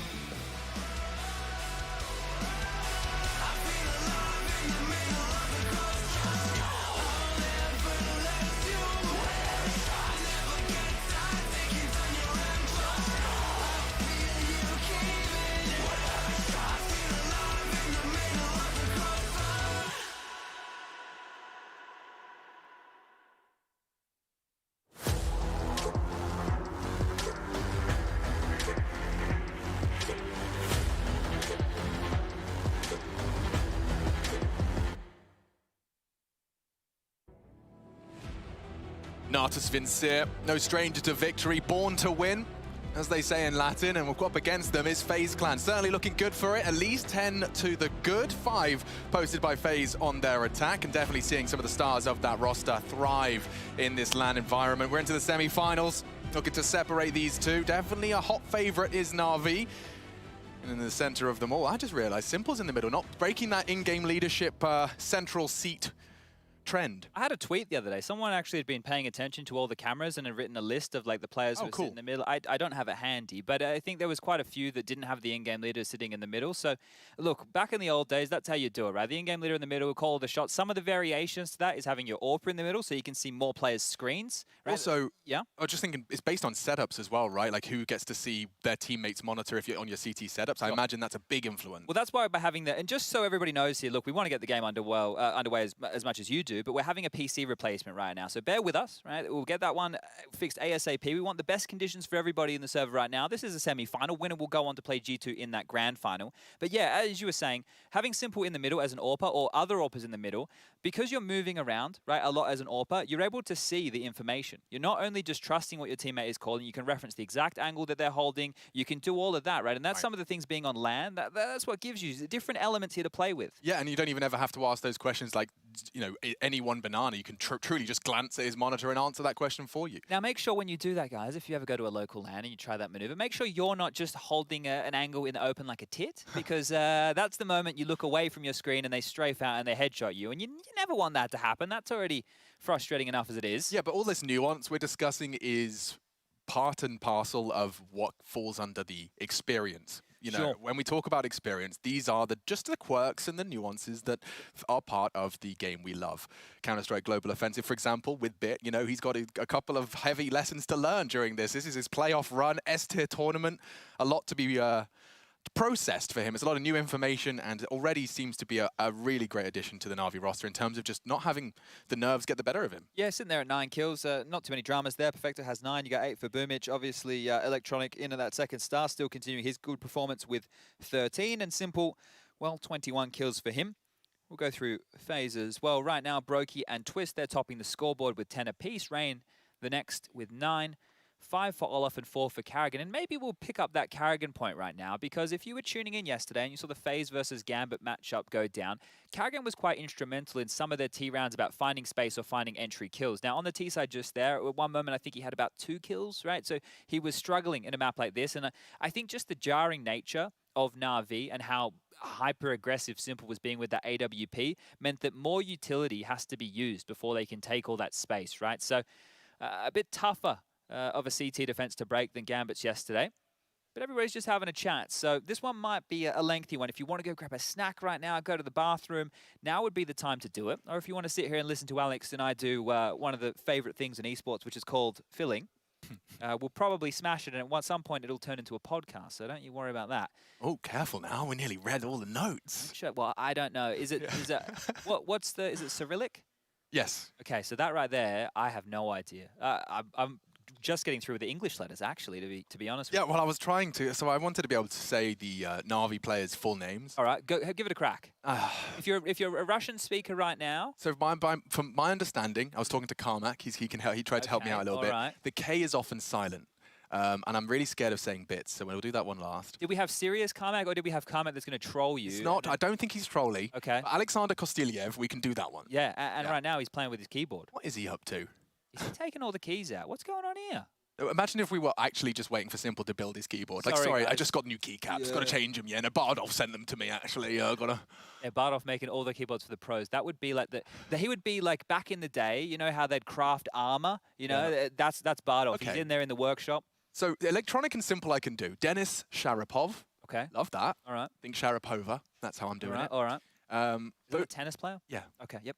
Boomich. Now, this is where it gets interesting. The silent K. So it's Kirill Mihailov. Kirill Mihailov. You're normally very good with the pronunciation, so I reckon a couple cracks and you'll probably get it. I'll get there. I'd love to be able to whip their names out at the drop of a hat. Perfecto's a good challenge. Ilya Zalutsky. Man, you're really setting yourself like you can fumble so many ways with these. I don't think so. All right. I have faith. Zalutsky. Yeah, I'm not butchering it. All right. He says, absolutely no guarantee. And our final, the one I'm most scared of, is, of course, Bit. 18 years of age, by the way. Yeah, he's a baby. Valery Vahovsky. Okay. That's what I'm going for. You didn't have as much conviction when you said that. No, it's because I'm dropping the Ks. Apparently, you just don't say K. All right. Well, it sounds good to me. I believe you. Thank God. PC replacement is currently happening. If anyone just tuned in, it's like, shh, Caster, stop talk, OMG. Well, Olaf was the man standing up, so I assume that his PC was probably the one getting replaced, and now he's sitting down. I don't know. I'm just guessing here, but either way, the headsets are getting on. And real top-tier analysis here from Machini TV. It looks like Twister's not chewing gum right now. That was a big thing on the Intel Grand Slam run. He was chewing every round. So we'll keep an eye on that, whether that has implications into his form. Interesting, yes. There is scientific studies. Scientific studies imply it does aid concentration and focus. I need anything to help with that, so maybe I got to get chewing some gum. He also has a pretty killer jawline as well at times. I think that's part and parcel of the whole gum situation.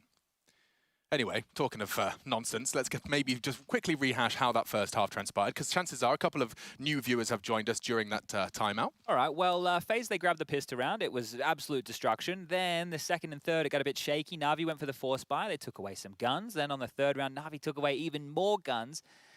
Rounds started to flow. Simple's ult was jarring. He ended up with 21 kills within that first half. And then the gun rounds for Faze in that first half was spotty. They only managed 2 on the tail end of that, and one was on round number 6, one was on round number 10. So Navi with a very dominant CT half right there, but a 10-5 scoreline, you're not unhappy with that as Faze. We know that their best work has been done on the CT sides. We know this is where their individuals step up with the multi-kills. And I'm so glad you mentioned Faze individuals, because right now, everything, like the recipe is there. You've got 3 multi-kill rounds out of Broky. Yep. You've got 3 multi-kill rounds out of Twists. This was on the T side, bear in mind. So already, it's a good sign of things to come. Broky had that hero round with the AK. That's right, and that is where one of the gun rounds came from. So if you consider that, the gun rounds maybe not even the most convincing type for Faze, but it doesn't matter. A round's a round. When you're in an environment like this... Game time. Here we go. All right, rock and roll. This pistol will be instrumental. There's the cliche. I said it. Get over it. Navi are up to 10, Faze are up to 5, and we have swapped sides. We see a lot of util on Karrigan. He's definitely not got his fragging socks on today, certainly not yet, but that didn't stop him being a crucial component of their T side and baiting all of that shots out of Simple. Let's get it started. Navi bring in the pain train, the Glock train indeed, 4 Kevlar vests. P250, so armored and equipped with a P250 for Simple. And no aggression out of the CT side here. 1x bet odds at the top of your screen, clearly favoring Navi in this one. Electronic going to deal with any second mid pushes through that T house. They have 3 players nesting together in Banana, and Boomich is going to make his way over as well. So they're getting all this territory for free right now. Faze are making a gamble call that this will be an A play. Now, if Rain takes contact, the question is, does he save his nade until Karrigan comes over and they try and double nade the plant, or does he just do as much damage as he can? Do they just fully plan to just go off Boomich util?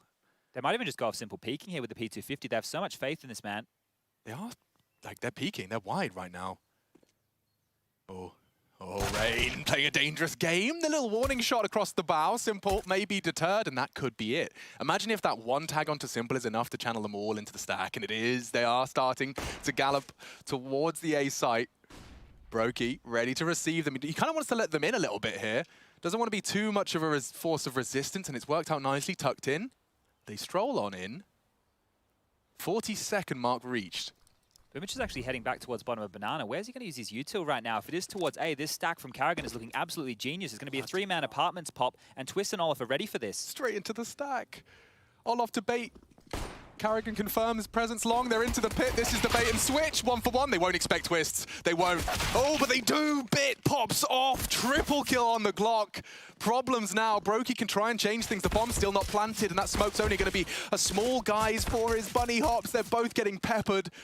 P250 will finish the job. Perfecto scavenges it away. Rain, however, kicking and screaming. He knows it's a 1v1. Boomich on the site. Bit did get that bomb down on default. Half health, no armor. It doesn't favor him at all. Norwegian, 8 bullets to ply his trade. 1 spotted on the cross back, and I think they may have both slipped the net. Okay. Now that kit could be the element of surprise. Imagine. Boomich confirms he's not on the bomb. They're going to play with him here. Bit, look how passive he is. He's not giving him any chances. Hold it. Brave. Pros don't fake. Not to be. And instead, Navi just get to play and pull him off the bomb. They'll secure the round. Looks like 11 is secured, and Rain just being danced with. Bit finishes it with pizzazz. He makes it 4. Quite the announcement of his presence into the T side. Yeah, and Boomich is playing cat and mouse with them there. You don't even need to get the kill. You just have to delay him from defusing that bomb. So great stuff. And it didn't look like it was going to be great for a moment, but you really have to put this on 2 factors here. The fact, Bit gets 3 kills. Look at that. Transfers to the site. And then has the presence of mind. Yeah, that's crazy. That right there is where Twist could have completely changed the script of that round. The reason Twist is hiding in that moment is to set him up for success. He needs to get 1, if not 2 kills from that position. So the fact that Bit deals with him, well, they're taking away a lot of pressure here. Now, Faze are into the force. Their deagles are out. Banana pressure already. Rain's been pushed back to the site. Bit's charged on up here. He's got 4 teammates, or 3 with him. The 4th man, Electronic, is dealing with that second mid push. And they're just trying to apply a lot of pressure towards Banana here. The reason you want to do this early is to bait out these CT smokes. Now, Rain and Karrigan, they were pretty stoic. They didn't drop one just yet. The clock at 120. And these can come into play later in the rounds here, so not getting away with what they wanted. Retake utility towards top Banana. Now everything's called clear. Rain can give that information to his in-game leader. Karrigan gets a move on back towards A, and here comes Navi. Well, that's a good nade. Oh, they evade nicely. Top mid is Navi's, flying that black and yellow flag. Olaf, close chance, and throws a nade of his own design. This one, much more successful. Simple swallows it. Bits finished off nicely, kept even as Karrigan's adventure is cut short. Here we go. Twists. He's not only found the frag onto Electronic, he's found a weapon to play as well. They're charging into B, currently smoked. Should be fading shortly. Shortly, yeah. Rain will be at least allowed to tuck into the site. He hears the steps. Broky's here as well. This is looking good for Faze. He's in the right place. 30 seconds, it's a question of his next frag. Hard shot, he's found the head. And the rest should be Broky's. Good find from Simple. He's been brought down even lower, but he's still kicking. 4 HP. Surely you give Boomich the AK, yeah, they'll swap and change. Olof from Banana with an MP5, a smoke as well, but for now, it's about this crossfire and breaking it. No kit. An air of pace required, and Olaf Smoke might draw them into the fights. This is not a bad shout, you know. Oh, confirms, new box, and that's the healthy one.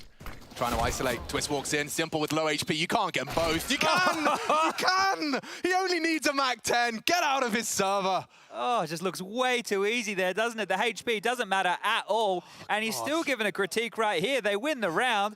But he doesn't worry about that. Come on, boys, Boomich, let's tidy it up. Boomich, why you peek? Let's tidy it up. I have to win with 4 HP and Mag 10. The pressure's on Simple to convert here, right? All it is a stray bullet. That's all it would have been right now. And look, the time, if that kill comes in, it would have just been there for Twist to get that defuse. So that's huge from Simple. And yeah, Boomich, you're going to be sweating right there. He's giving you that AK-47. It's not going to matter up too much. They've forced again. This is unusual from Faze. It's something, isn't it? Olaf charging down middle as well. You'd think the nade would imply some aggression. Simple, not caught out. Not having any of it. 25 and counting as he knocks another down. Good catch, Broky to the toes, but Simple, undeterred, more tags. He's actually got another frag out of that. What's happening to this man? He is just ascending. His eyes are going white, his hair as well. This is a crazy force buy from Faze. Back-to-back force buys on the CT side, you don't see this at all. You always hear me talking about it. There's always a chance, you know, if you're feeling super cocky about things. And now that they've lost 2 men immediately right here, this is the worst possible scenario for Faze. More damage done. Electronic chipped on down to 52. But Rain and Carrigan, they're the walking wounded as well right now. I mean, Navi would still have to slip up, right, at this point? But the thing is, for Faze, they've just dug themselves such a huge hole. They have to go for a gamble stack. Faze, they're gambling on A. Rain's coming over, joining Carrigan and Twist over towards this arch side. They all have MP9s. If they walk into the B bomb site right now, Navi have won the round, and Perfecto, he's about to get a lot of information. There's one. Oh, he's just seen everything. B's completely open. He's called all that info. What a horrible round for Faze to go down like this. Yeah, and I mean, like you said, right, gamble 3. If you keep all 3 alive, you maybe recover from that investment. There's nothing in terms of weapons to be recovered, and even a bit of a hunt going on. Why wouldn't you when you're electronic? You've got a Mac 10 to play with, and you will at least press your ear to the wall and listen for any CT sound cues. I can't stress enough how much of a hole they're in if they lose all these guns, right? Sure, they're going to get a loss bonus of 2,900 into the next, but then this, you know, there's meant to be a rifle round coming in the next. The next has to be just a partial upgrade, right? It can't be a force. They haven't done as much damage as they did in the previous round. It wasn't 1 player surviving, now it's 4. Navi get to stretch their legs in a huge way. What a risky call by Faze. Look, I can respect it. You're trying to keep that pressure on. But that just felt desperate. Whew, bomb goes off, 13 secured, and you know what? Keep those MP9s. It might come back to bite them. I don't think so, though. That just, I can't believe Simple as well gets 2 in that moment in mid. There's so much pressure coming in. They're running at them. The scouts picking middle. They're able to mop it up here, 13-5. I wonder what they're discussing, whether that is a conversation about what buy they just played against. Yeah, and you know what else is strange? We've played a bunch of rounds of Counter-Strike here. We're going into round number 19. Not a single timeout has been taken from either team. And you'd think Faze, now that they're in this hole, maybe it'd be time to take one soon. They've gone for a partial buy. They get max loss bonus in that next round, right? So they will be able to purchase on up.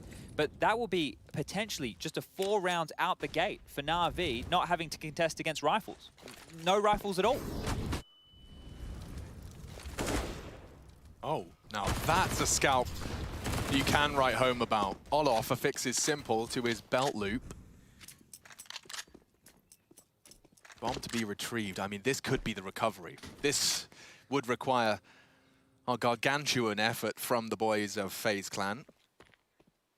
Utility check. Your A defender, Twist, is equipped with a smoke. Carrigan over on B to delay with his. And there goes Twist. Locks down the long smoke. That does still enable Navi to stroll in and confirm mid is theirs. Look, if they win this one now, that could wipe away, you know, the dramas that would have been. This would have been the rifle round anyway. And here they're going to get some upgrades off the back of it, so their economy is actually going to be in a buffer position. So this is a really important round for Faze right now. And as you said, a huge scalp to take Simple down. He'd love to have held on to the smoke, but drops it at 40. It looks like Navi will be propelled now towards the A side of the map. Twists. High flash. Keeps them honest. No one slipped the net just yet. Bit, however, catching Broky. That's great from Twist. He gets away. Long range with the MP9 and Electronics down. 20 seconds, tuck in. And he has managed to get towards the cold Zero box. Olof playing a good despoiler position as well. Bit was last seen in the apps. Big find from Boomich. He'd love to deny. Olof tested, and that's a big frag to find. Rain can't deny. Into the site. Perfecto on the reload. Suddenly a 2v1. They know where you are. They can recover. They need this headshot, and they find it. 3 from Rain on the way in. That is huge. I cannot, just as much as I was talking about, that was a nightmare for Faze to go for the force buy and to fall flat. To recover like this is just as big. That buffer right now, it got so chaotic there. I thought they had done enough. Boomich just getting run in on. Pedal to the metal right there. That's a huge round for Faze to snatch back. All things considered, and they grab a couple of AKs out of that. Oh, that was Navi's chance. They could have just netted this one up. I mean, this is Rain. Great recovery. After seeing Bit kill Olof in pit, and the fact that Rain ignores that pit call, charges into the site and finds 2, then enabling Carrigan and him to partner up for the final frag. That just suddenly makes FaZe competitive here in our second half. Game on. I think there's enough money right now for Navi to go for a buy, definitely so. You can see the purchases coming on through. It's going to be 5 AKs, but look at FaZe's purchase, right? The AWP's out for Broky now. We'll see if we can find more of that impact from yesterday. Over towards top Banana. Ice in this boy's veins, I swear. Hasn't found the shot on that Log's peak. It looks like Perfecto wants to have a glance. Nade on his nose. Safe spot found. They may assume it's clear, and they do. Rain finds an easy, a freebie. Oh, he's dancing around the nades as well. This guy's looking cool, calm, and already collected 1. They've gotten the space at least, right? It's going to be hard for FaZe to apply too much pressure towards top Banana now. You still have Carrigan and Rain. Both have smoke, so they can deny the entry, but Navi, in the past, you've seen Electronic as an individual. He likes to snake up behind these smokes and pounce on through.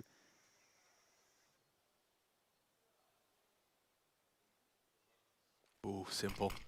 Spotted out by Carrigan and a smoke drop with no gap. Flip knife gang. There's no info right now for Navi across the map. They're playing a passive setup over towards the A site. Broky's in library, Twist is in back of pit. You got Olof as well in a passive position.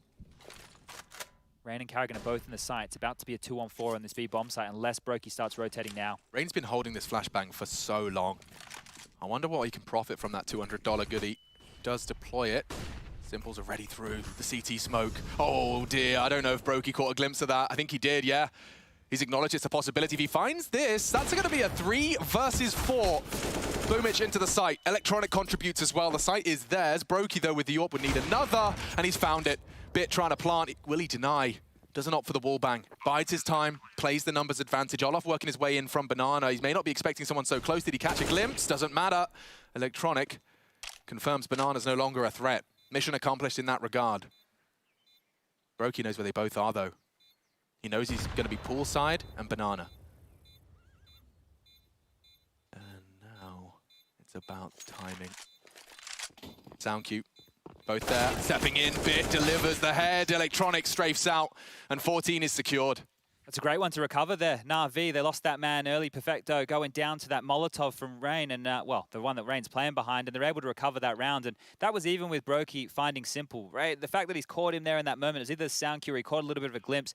Either way, it doesn't matter. This is the kill that alleviates all the pressure. As soon as Electronic gets this one, all of that focus could now be towards either CT or Coffin. The duels become easier for Bit and Electronic, and they're able to pick that one up. 14-6 the scoreline now, and that residual cash, wow. It's got Broky and AWP again, but the buy's a bit scuffed right here. Yeah, and it doesn't look like Navi are being held at bay by this FaZe util as much. Playing with fire, quite literally. Nades galore. Carrigan wants more. He's peeking on this. That is brave. He gets nothing. Rain has to do it all, and he has found 2. Is it going to be enough? The bomb's loose. They may not commit off this. The util exchange, Twist trying to keep them at bay. I think it will work. I say that. Simple straight through. They don't have to bomb. This is very quirky. They'll be holding this for a while. Simple doesn't miss. How is that a headshot? He's aiming at his toes, dude. That's the high sense Broky was talking about. Well, now he's felt it firsthand. Oh, the bloodlust. Oh, he's looking so high over the smoke. And oh, get out of here! Get out of here! Simple nonsense in the server tonight. One more kill for 30. Easy. Look at him. Jump, no scope, flick around. Honestly. Like, I don't believe in the devil, but Simple starting to make me believe a little more.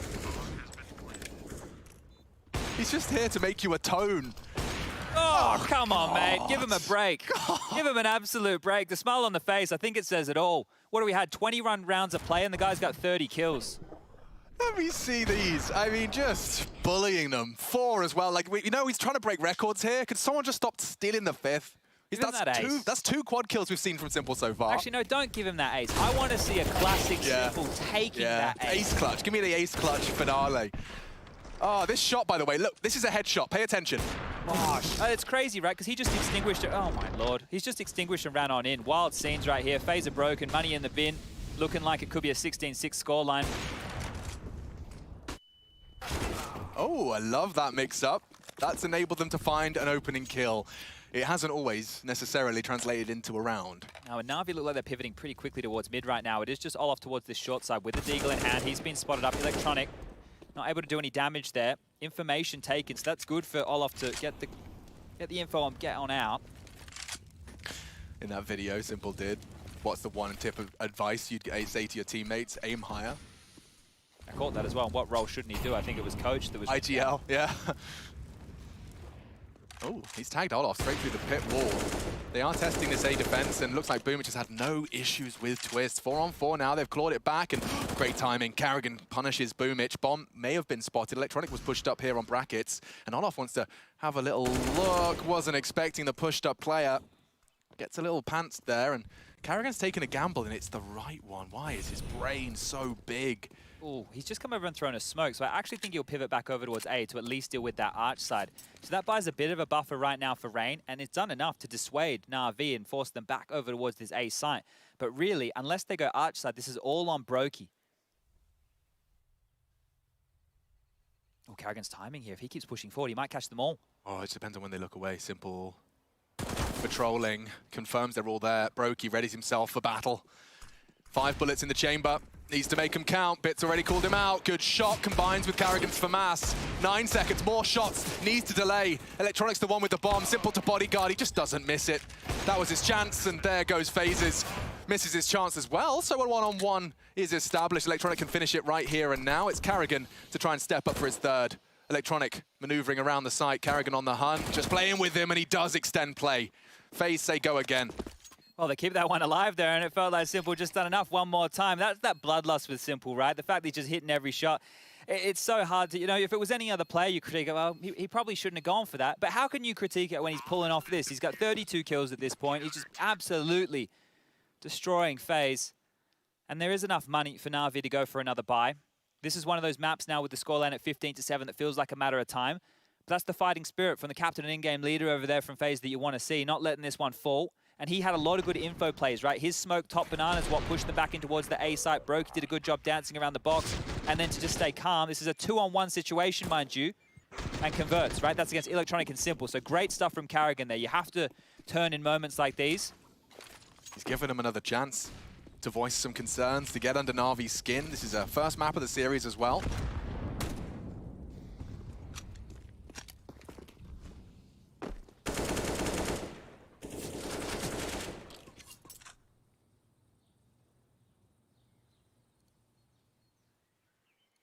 Three-two split for Faze. They've got Broky's AWP to rely upon on this B site. And he's playing one of my favorites. This one almost guarantees that first frag. Rain with some util to bail him out with that flashbang cocked. It's very hard not to go down on this line. You need a perfect jiggle or a perfect flash. Might be both. Smoke's starting to sail through the air now. Perfect flash. Forced off. Carrigan only has the incendiary. He's waiting for steps. He wants to hear the commitment. Util starting to sail. I think they're going to go through this. They are on their way. Broky opts for the pillar. Rain trying to keep them at bay. The flashes are so good, but he still stands strong. Broky counting on his teammates. They do fall eventually, but take some with them, and that's a big contribution. Carrigan stepping up. Traded by Perfecto.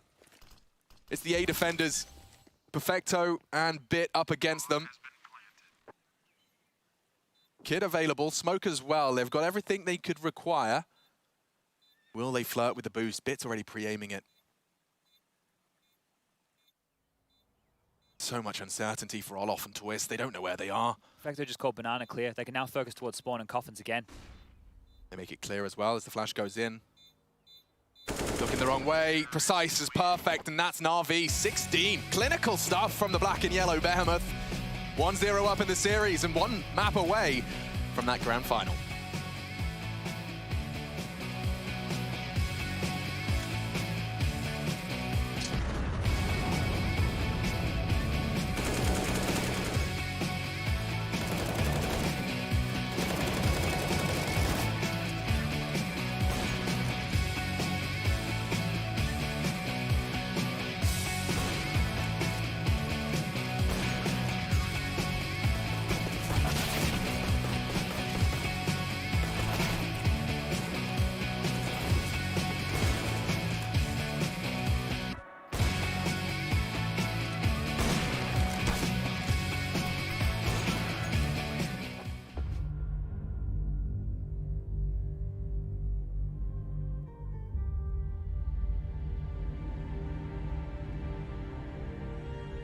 It's hard to imagine the playoffs in Cologne without Natus Vincere, and 2018 was no different. However, it wasn't just Navi making it to the grand final that made that year in the Cathedral of Counter-Strike special. The German team big and their almost miraculous run throughout the whole tournament made Navi the antagonists of the event, and some fans will say it's a shame that Big's Cinderella story didn't receive a happy ending. Big may have leveled the scoreline by taking dust too.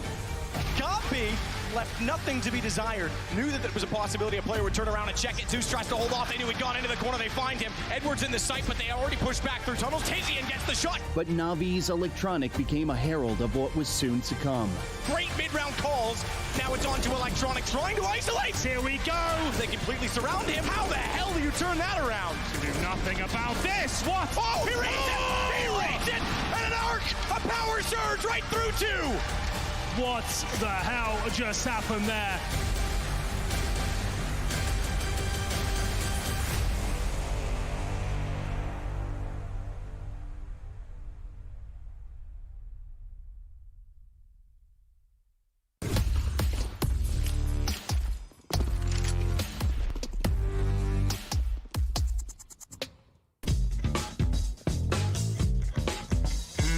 Hey Future Pros!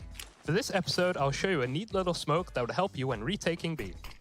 This smoke will completely block off the B tunnels. To do the smoke, run into this corner next to the truck.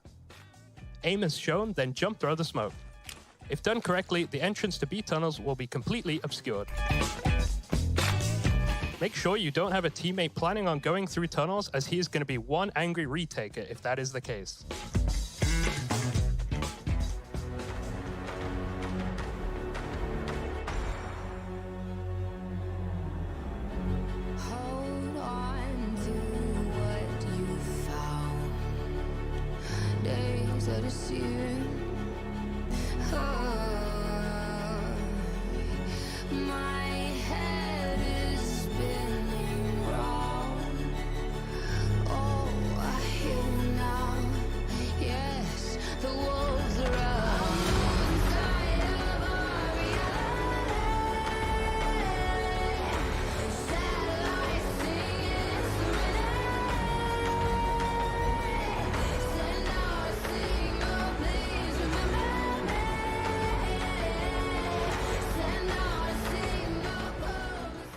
Do you think you know everything about CSGO? Then stay alert and look out for the DHL drop quiz on the ESL CSGO Twitch channel. Because as soon as the question is asked during the stream, the clock starts ticking. You will have 60 seconds to type your answer in the chat using this format. And keep in mind, speed is important at DHL. So the faster you answer correctly, the more points you get. Keep track of how well you are performing on the leaderboard. Will you manage to make it to the top and win one of these amazing prizes?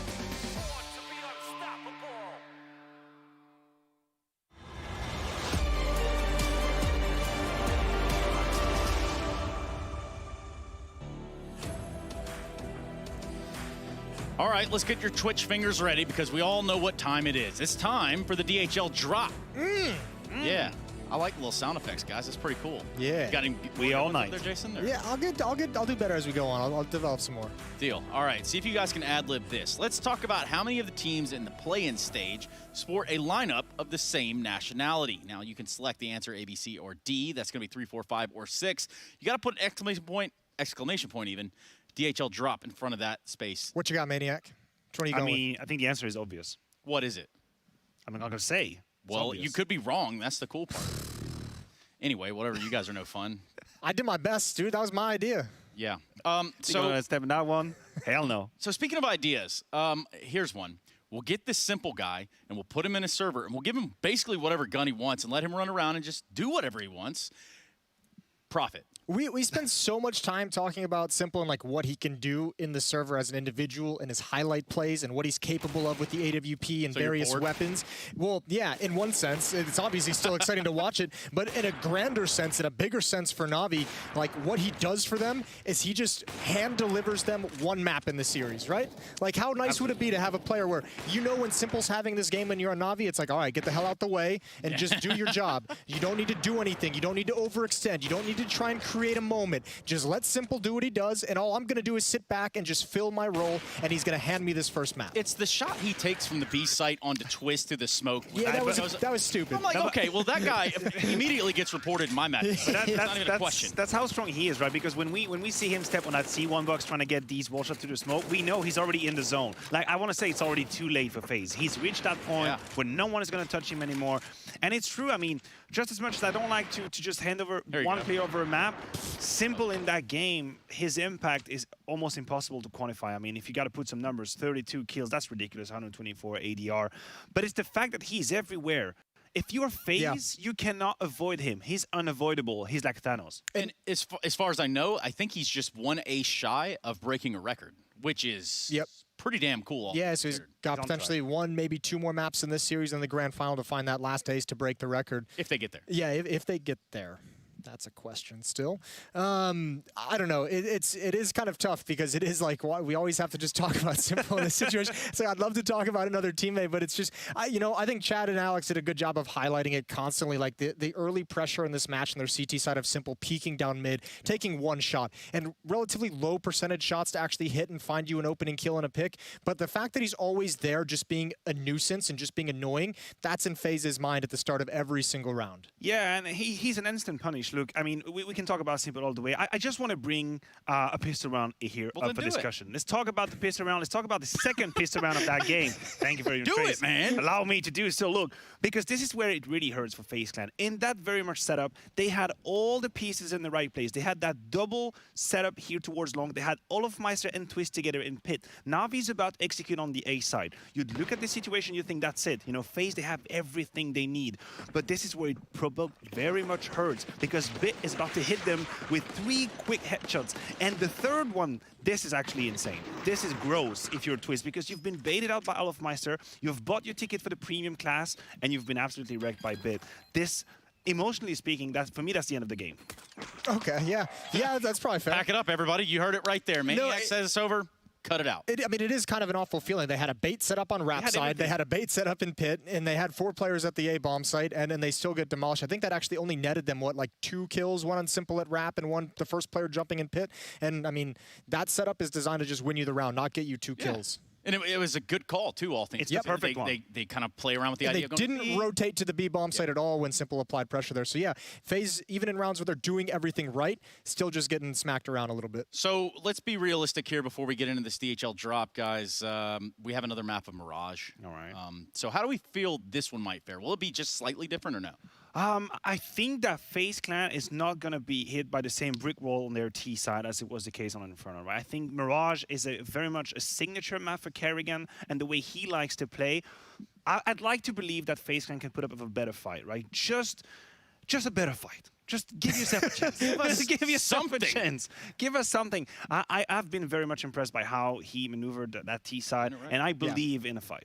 I think FaZe can do good things on this map as well, and I think they can. I mean, there is a world in which they can take this to a third map. I think the struggle is going to be, are they afraid of Simple after that first map? Do they think he's got a hot hand in the series? I'm afraid, personally. I'm kind of scared as to what might happen here. You've already kind of woken him up, and I'm going to wake you all up to bring in this DHL drop answer. That's right. You only had 60 seconds, so don't go in there and try to get one last-minute thing in. It's done. Wait, which one did Maniac Actually, pick? no idea. I'll go for 5. Okay. 4. I got B. Well, you guys are both wrong. So it was 3, the one I chose. Ironically, of course, that is the answer. Listen to to that your crook. drop. Of course, if you did participate, we were going Better to call go Saul here. into those numbers just a little bit later. But yeah, I mean, it's been quite a wild ride for Faze. To see it kind of slow down to a trickle at this point, you want to see him step up to the occasion. If anything, I think it's a testament to how strong Navi is. That's how I'd like to see this game, because you might look at it and think, oh my God, Faze, they're defenseless. They're playing the same idea, the same kind of limit kind of Counter-Strike where they take some peaks left and right, Kerrigan's trying to apply pressure. You have that situation, Broky's picking mid, Simple just smashes him. Yeah, of course the round is not going to work because the win conditions are not the same. No, they're not. In fact, I don't even know that any of us are in the same server as Simple, because he's in a world of his own. Navi versus Faze, still with 1 map to go, potentially 2. We've got Mirage on the docket and Dust 2 should we need to decide who wins this series and who goes into the grand final with G2. We'll be right back after this break, everyone.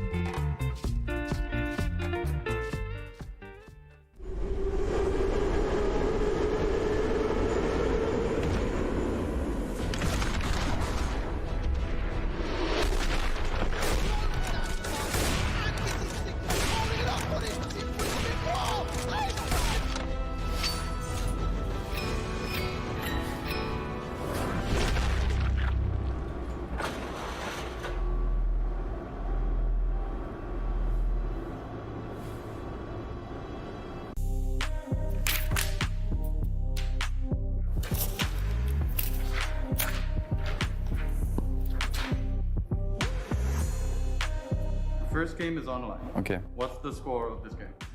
Online. Online. Okay, what you got? It's close. Did you get there? I got 16 first, 16, 13. Doesn't get closer than that. I mean, I've seen a lot of Navi and Gambit games. They've all been like very close. Yeah. It's like, it's either this or like an OT for sure. Mm-hmm. Okay, what do you got? Yeah, what do you got? Oh, we went to overtime. Yeah. Okay. I like it. So Gambit win for both you guys? Yeah. Yes. 16-12 and 16-13. Like very close. Yeah, very close. I think it's gonna be like 70% of the times that played. That's my feeling like. So Gambit wins it both in this case. Yeah. Okay, so take the first page off.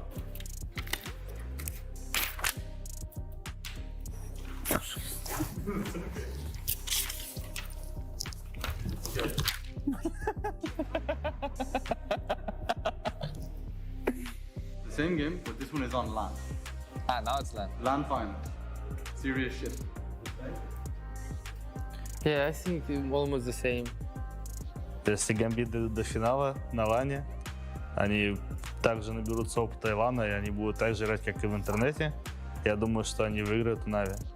Если они будут гореть победой, то я думаю, что они будут сильнее в финале. Не сильно поменяется на лане или в онлайне. И в целом в Нави тоже есть игроки, которые не так опытные на лане, например, как Бит.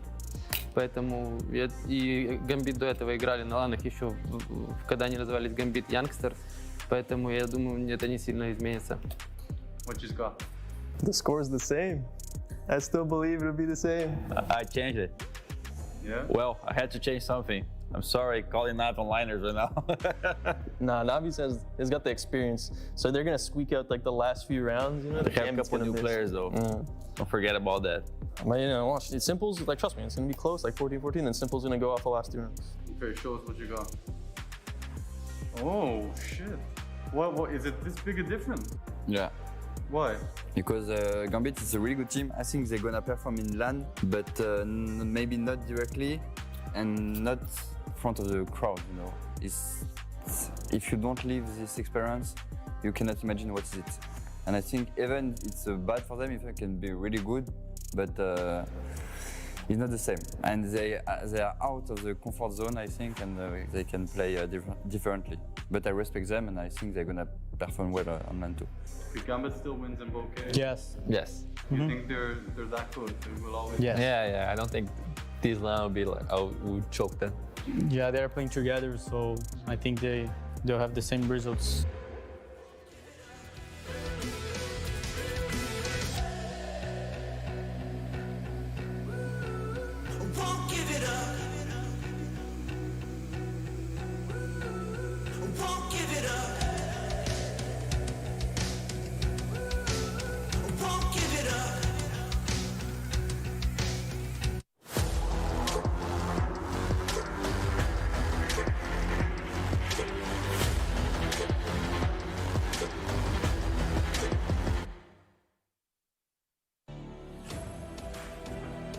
It was discussed at the desk, but now it's time to watch it happen on the server. Mirage is our second for this affair. Navi, short work of Faze, 16-7.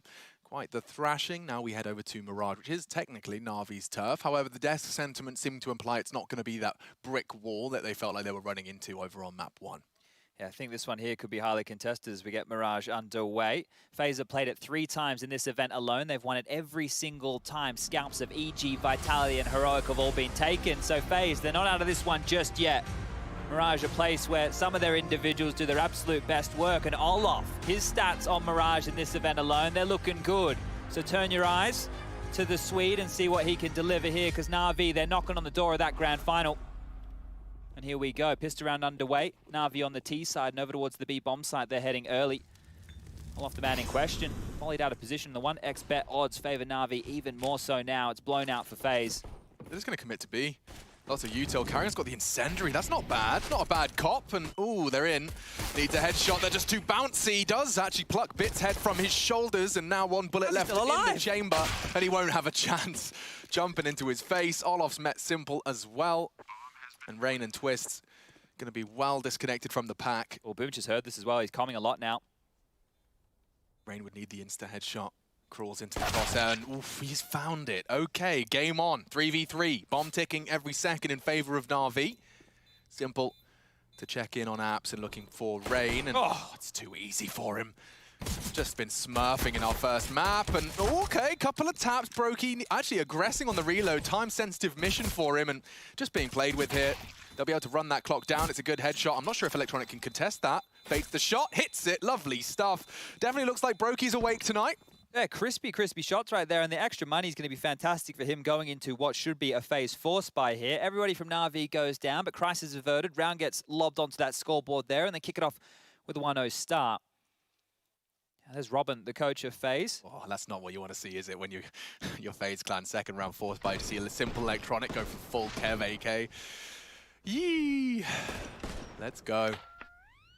It was some really nice shots from Broky there. I think that is a good sign, right? That he's still hitting him. We talked about how much of an influential factor he was for this team against Gambit. What are you up to? Well, he's taken this control very quickly here, and Simple actually pressed up to the wall. Can hear a lot of sound cues if Faze get lazy about their movements. Boomich with the Mac-10 on his lonesome, taking control of middle. Whatever info he gets here might spur his teammates further on towards A, but he's drawn a lot of attention. It's a heavy B lean out of Faze on this one. Same as the pistol. Boomich is going to be the util boy.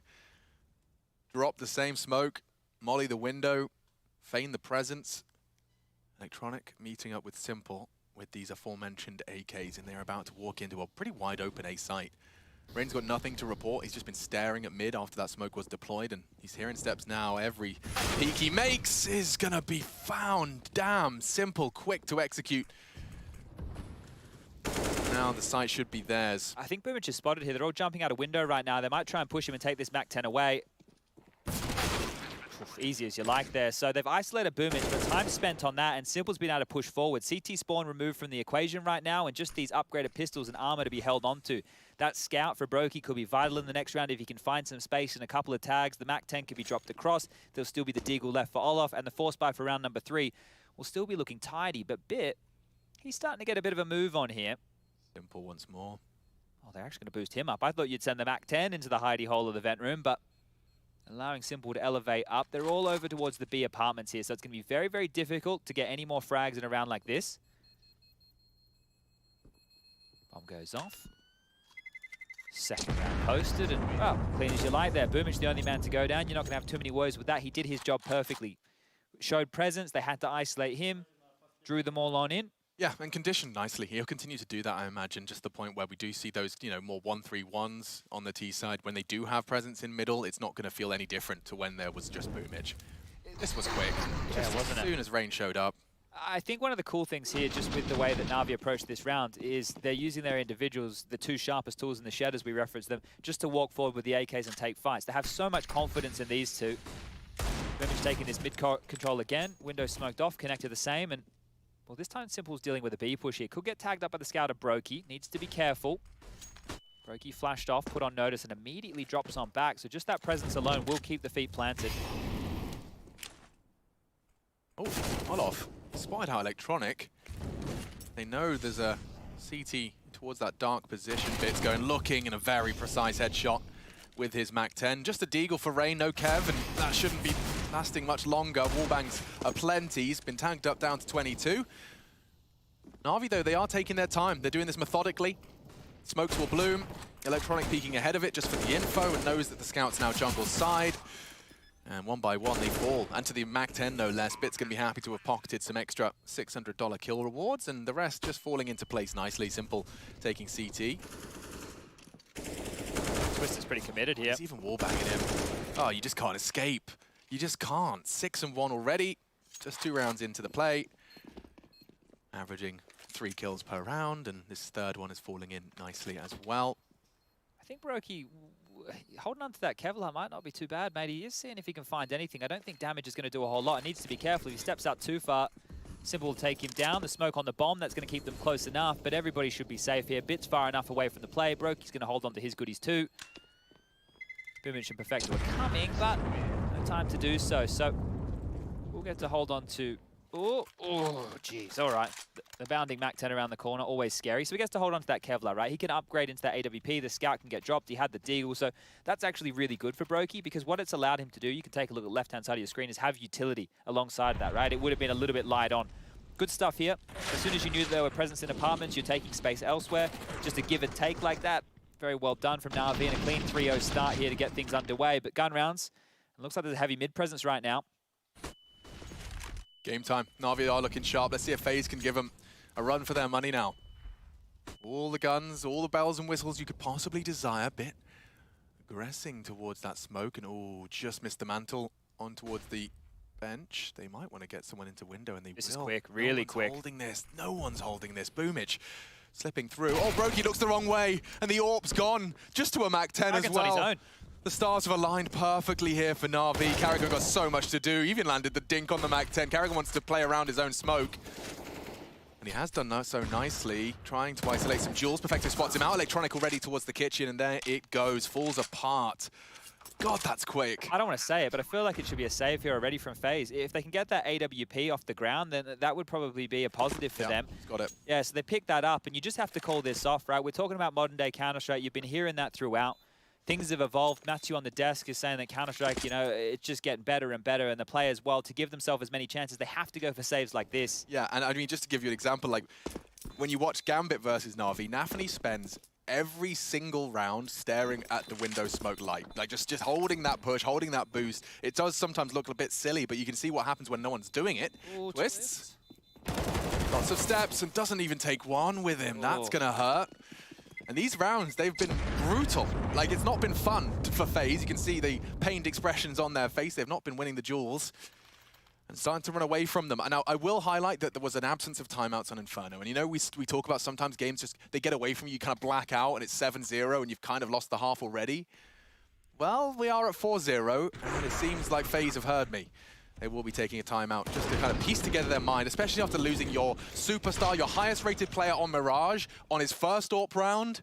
instantly to a Mac-10. And look at the smile on his face. Yeah, he knows what he did. Yeah, perfect play there, right? And you just have to consider they had those Mac-10s, so the fact that it was the likes of Bit and Boomich going close window, if they die, there's still their AKs to operate with. Now, it works out perfectly, and you don't even have to get into that discussion. Things just go great for Navi. It does force this timeout, and I think it's really important that they call them this time around. Now, it's not even to have the ability for Robin to contribute too much, because Karrigan's a really strong in-game leader, right? He's one of those guys who's going to be leading the troops all the way through, making the calls. Sure, he'll take some suggestions, but Karrigan's one of the OGs, right? So it's not that, you know, they're not handing the baton between the coach and the in-game leader like some of these newer squads that you're seeing a bit more and more of. But the timeout has expired. We're back underway.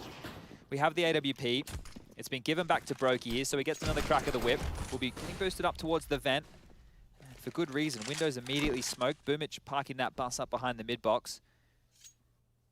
And Navi, name of the game right now is locating where these saved guns are. Right? You have a pretty good idea that that AWP could have been picked up. You know that there's likely an M4 left over as well. I'm going to start searching and just prodding around the map for any early info that you can find.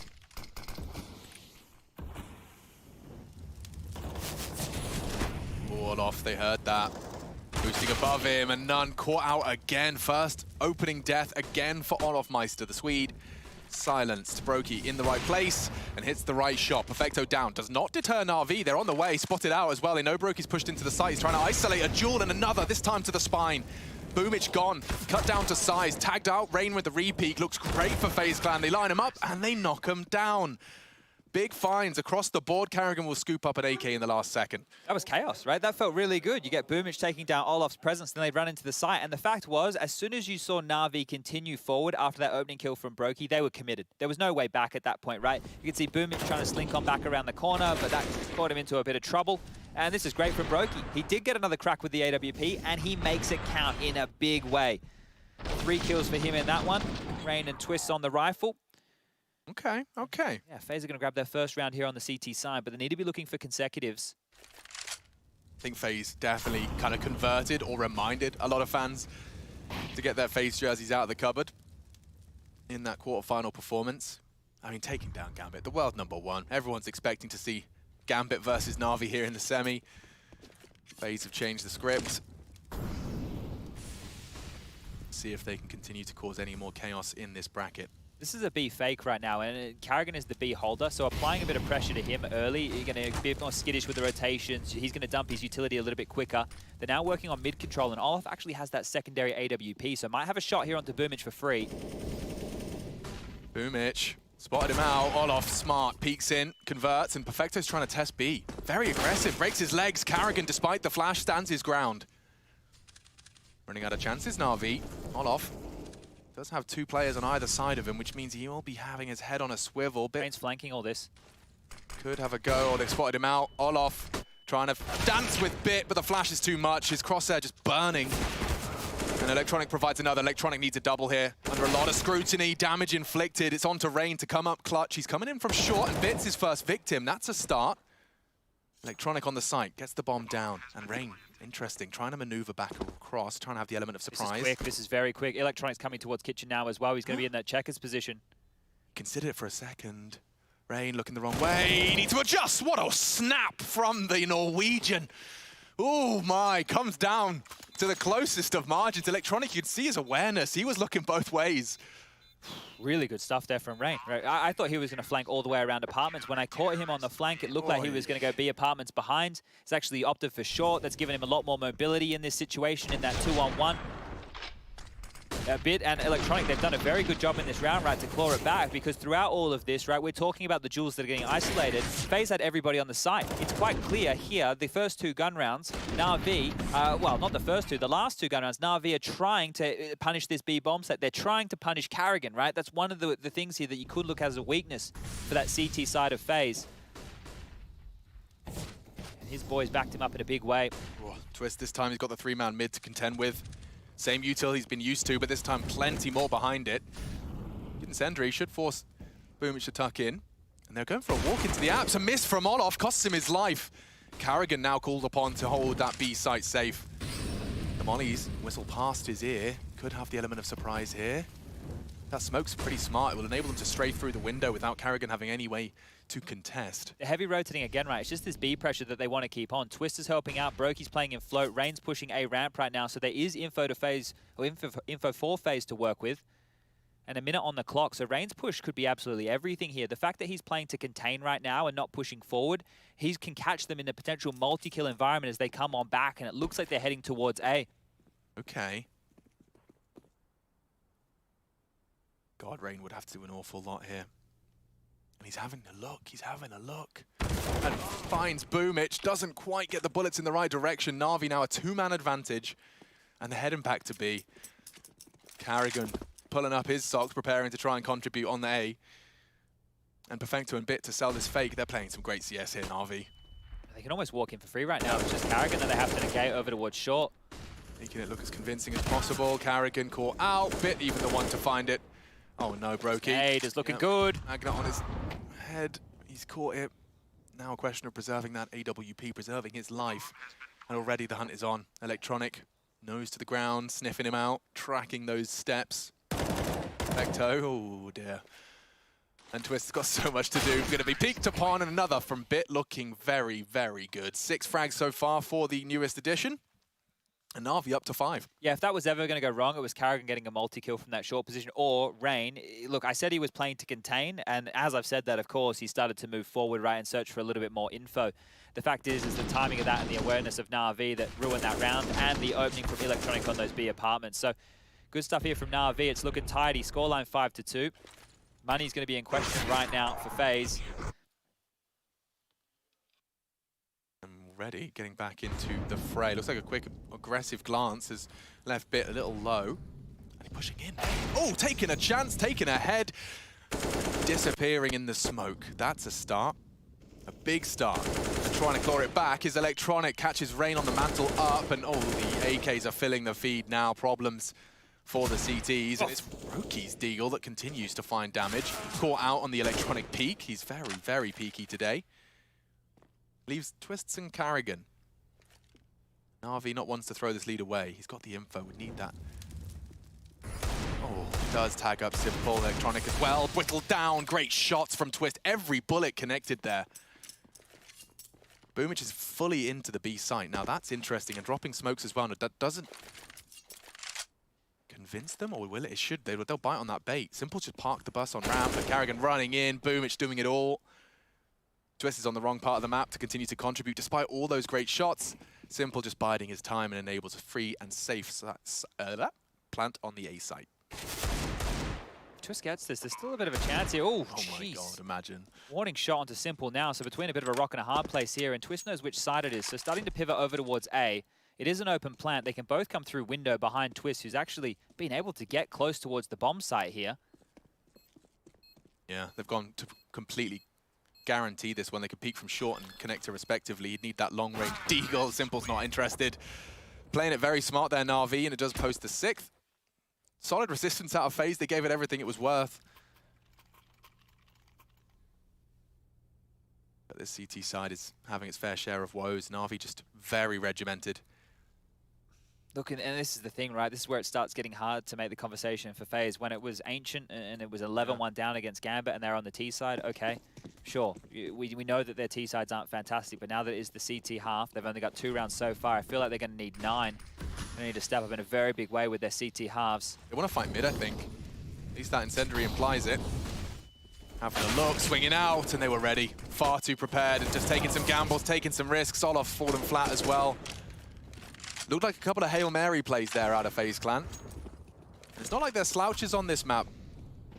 Performances prior was heroic on that list for sure. Vitality were there too.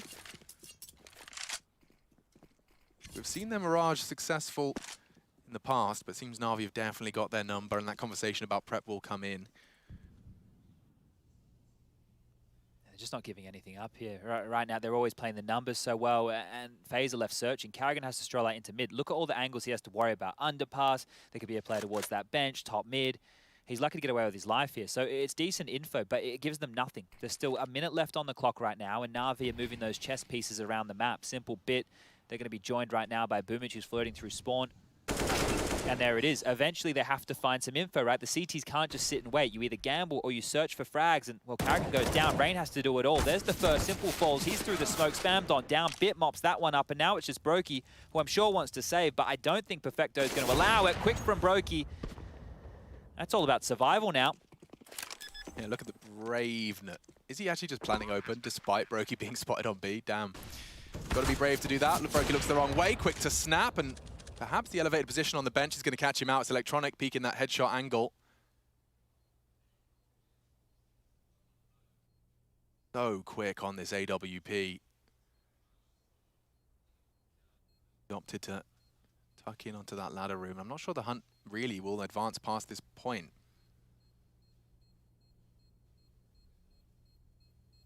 They'll let him have it. Oh, there's a molly coming here. Broky might burn. Oh, he is. He's been forced in. Spoke too soon. They find him. Perfect play and nice movement as well from Boomich for the retrieve. Okay. Oopsie doopsie. It's okay. It's all right, Boomich. That's all right. We had BMS. We had BMS do that early in the tournament. He got an ace and then he died in the Molotov. It's all right. We'll let you off the hook with that one. Style points, though, for sure. Yeah, and the fact they take that away is huge, because just take a look during this second timeout of Faze here, where the economy is at, where the money situation is. They're working with very little. It's max loss bonus, right? 3,400. They can only take a partial buy. And on that Deagle round before, yeah, Twist had a kill. Rain pushed up through the ramp. He caught out Bit within the smoke. They can go for another round like that. And it's not out of the realms of possibility for Faze to convert those. But it's just not looking good. 7-2 scoreline. Navi looking extremely regimented. This is where the whispers in the hallways can start about that G2 versus Navi grand final. IEM Katowice 2020, where we left off on LAN. Navi absolutely destroyed G2. It's a different looking roster now. Nico's in the mix, but the same can be said for Navi. Yeah. No longer Flamey, upgrade of Bit in the server. Focus on in round number 10. A bit of aggression through middle here and just hoping to hit a couple of bangers. Nobody's head presents itself, and slinking out of mid will be Faze. They've gone for an A-side lane this time round. It is just Carrigan over towards short. Rain, Broky, Twist, and Olaf all reside on A. It looks like they might have missed the party on this one. But yeah, kind of crazy that that Counter-Strike narrative could just be returned to like 500 days later. Imagine if Navi go in and just slap G2 down again. It's like nothing happened. We all just were in a coma. We wake up and, well, business as usual. Business as usual up mid for Boomich. Double in. Bomb into B. The rest cowering on the A side with their armored Deegs. If you can just avoid your opponent like this, you know, it's an easy way to win some rounds. Navi are about to win the half. The bomb goes down. The 40 seconds starts. How many more kills do they want? They could just rip away a couple of heads here. Bit's close. Yeah, I think he's got the freedom to go hunting as best he can. Will connect another well-managed spray. Grabs himself an 8th frag, and Twists will at least put him down and keep him honest. It's short-lived. Boomich is still top mid as the bomb's ticking away at B. The thing is, it's like a consolation. It's like, all right, well, you can add that number next to your name. That's great for the stats, but we know exactly where you are, and everybody else is coming to kill you. Like Faze, they you know, trying to survive, and Navi are already hunting, and it's against pistols. You know, we're normally like, oh, don't give them the AKs. You know, don't give it.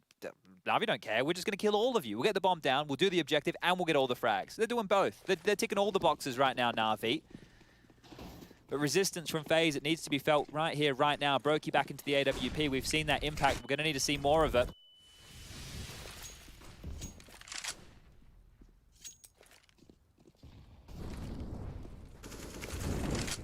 Mid control is theirs.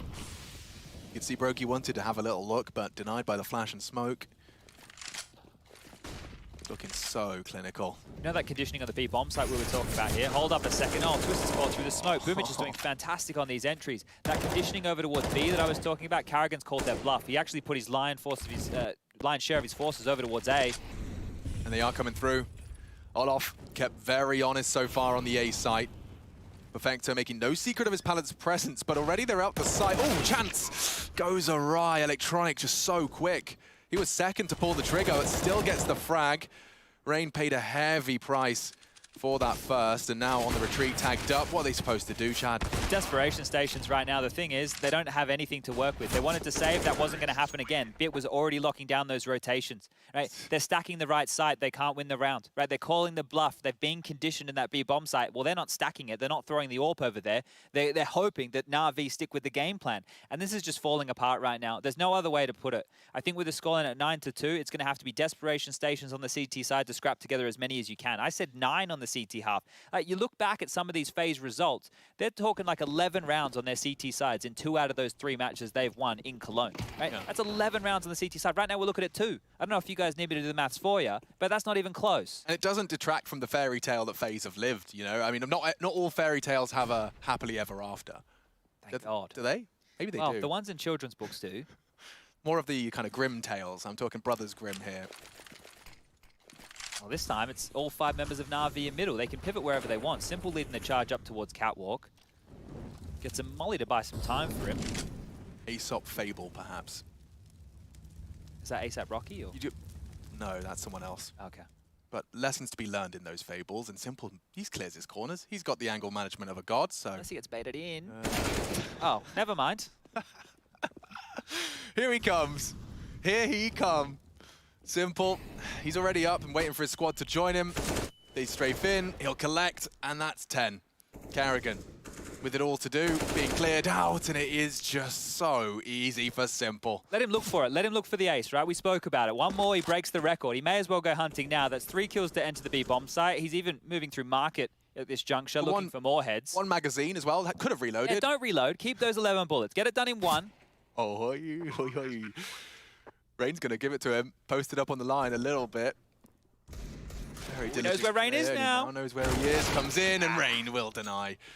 Would have loved the AK, and perhaps that's going to be the objective of Twist now in his survival simulator. Electronic with his knife out. Bit collects another. And this is doing wonders for Navi and their confidence. Just looking, setting their sights. Got the blinkers on now for that grand final. And a rematch. A year and a half later, against the very same team with a little bit of a different flavor. G2 Navi was our Katowice 2020 Grand Final.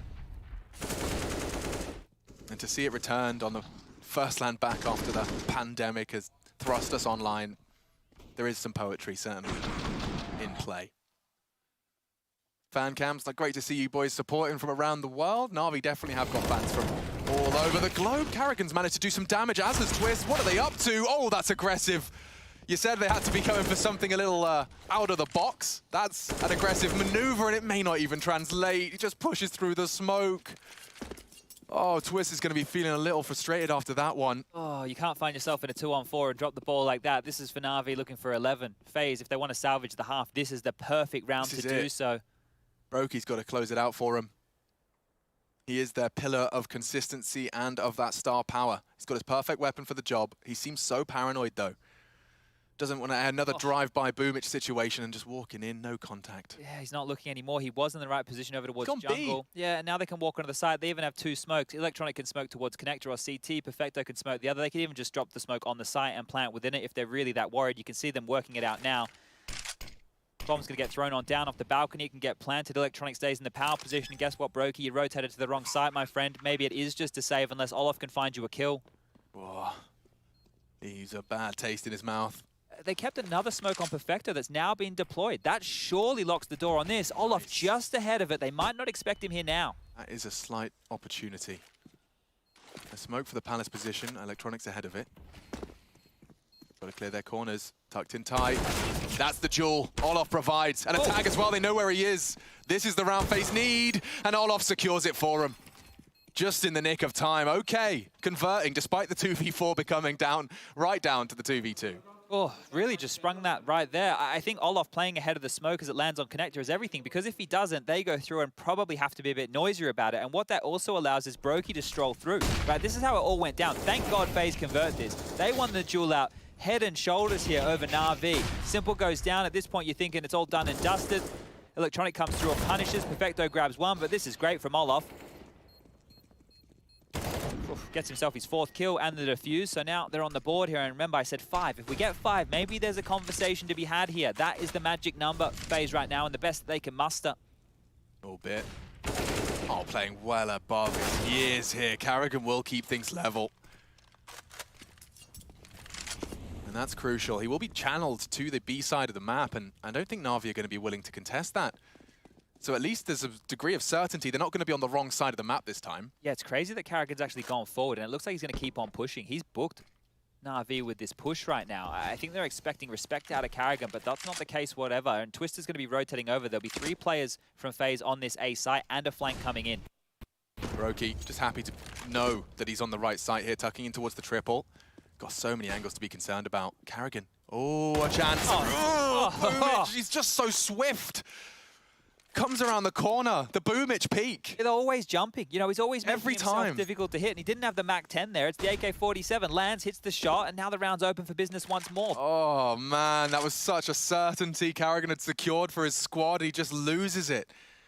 Now Boomich, look how far he's teleported. And it's forced a rotation and a twist down. They need to respect the B bomb site. They spoke too soon. There's 30 seconds left on the clock, and it looks like they still want to head towards A, which is good because Broky still has the AWP here.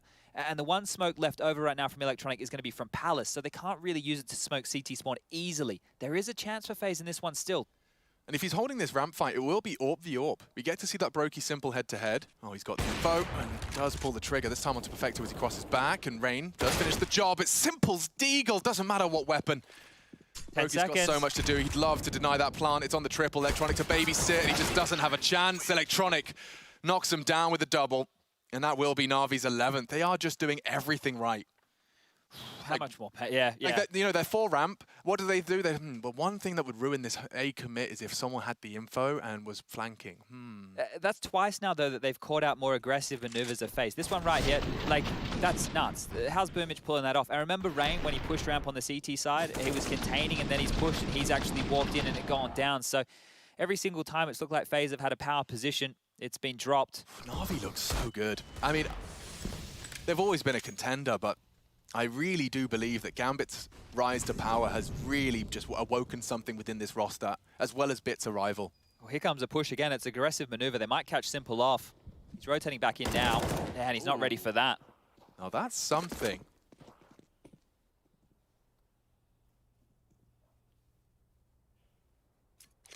It's just so hard to get your hopes up in these situations. It's not like FaZe haven't had openings so far, and when the scoreline looks as grim as 11-3, what are they meant to do? Bit's taking space. Looks like he's going to get away with it as well. Carrigan not peeking around that corner. On another aggressive mission right now. Rain and Twist pushing in towards Palace. They're just clearing everything out.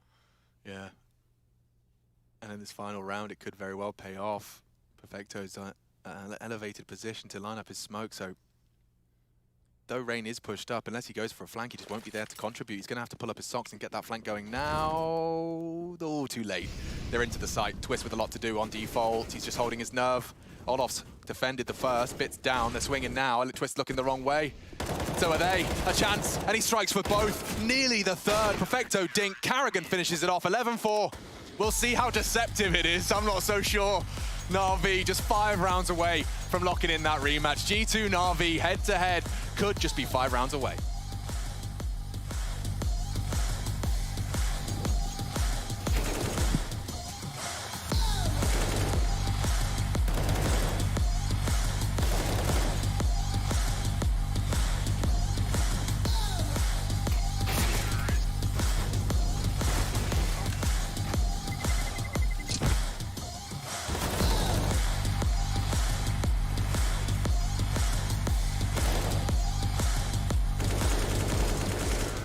So this game is for you guys to listen to some sounds from the group stage of IEM Cologne, and I want you to tell me which player made the sound and their team. Okay.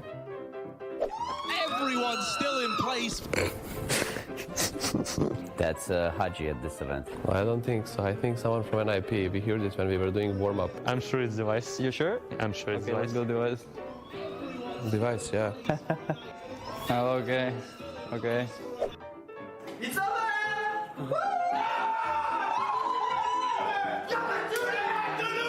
What is this language, first of all? I don't know, it sounds like Danish. Swedish, Danish, or something like that. No, maybe Astralis? It's like Vitality against Fury, and they were always screaming, I remember. Sounds Apex. Yeah, it does sound like Apex, huh?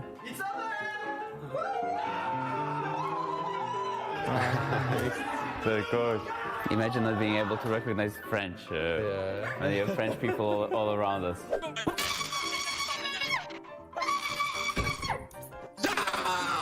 Who is it? The only person capable of making that noise is Finn. Может, это Кэддин? No, Kaidan. Maybe it's LDLC? We're gonna go for LDLC? Let's go for LDLC. Let's go. Oh my. Haji. I forgot they were even at the event. The fuck?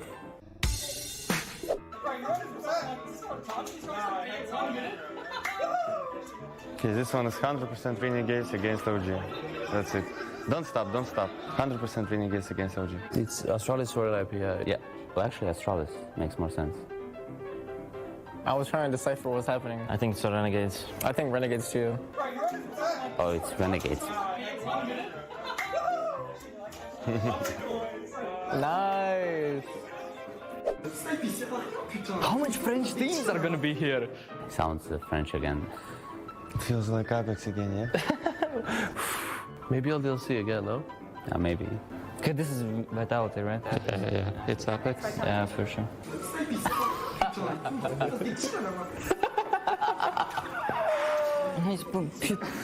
Putain.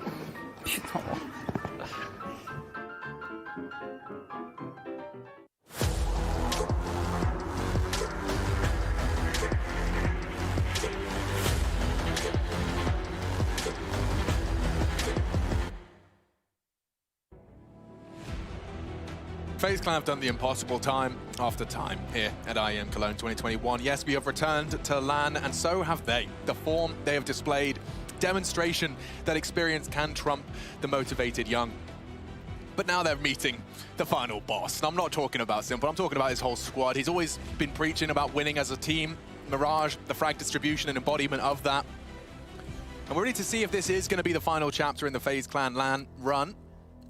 Semi-finals and grand finals loom for Navi. 11, touching distance. Let's see if Karrigan's calls can get them any further. He says he's been identifying the issues on their T side, and he believes it lies with him. Well, Rush B, that's one way to go about things. It is a strat. 1x bet of given the odds.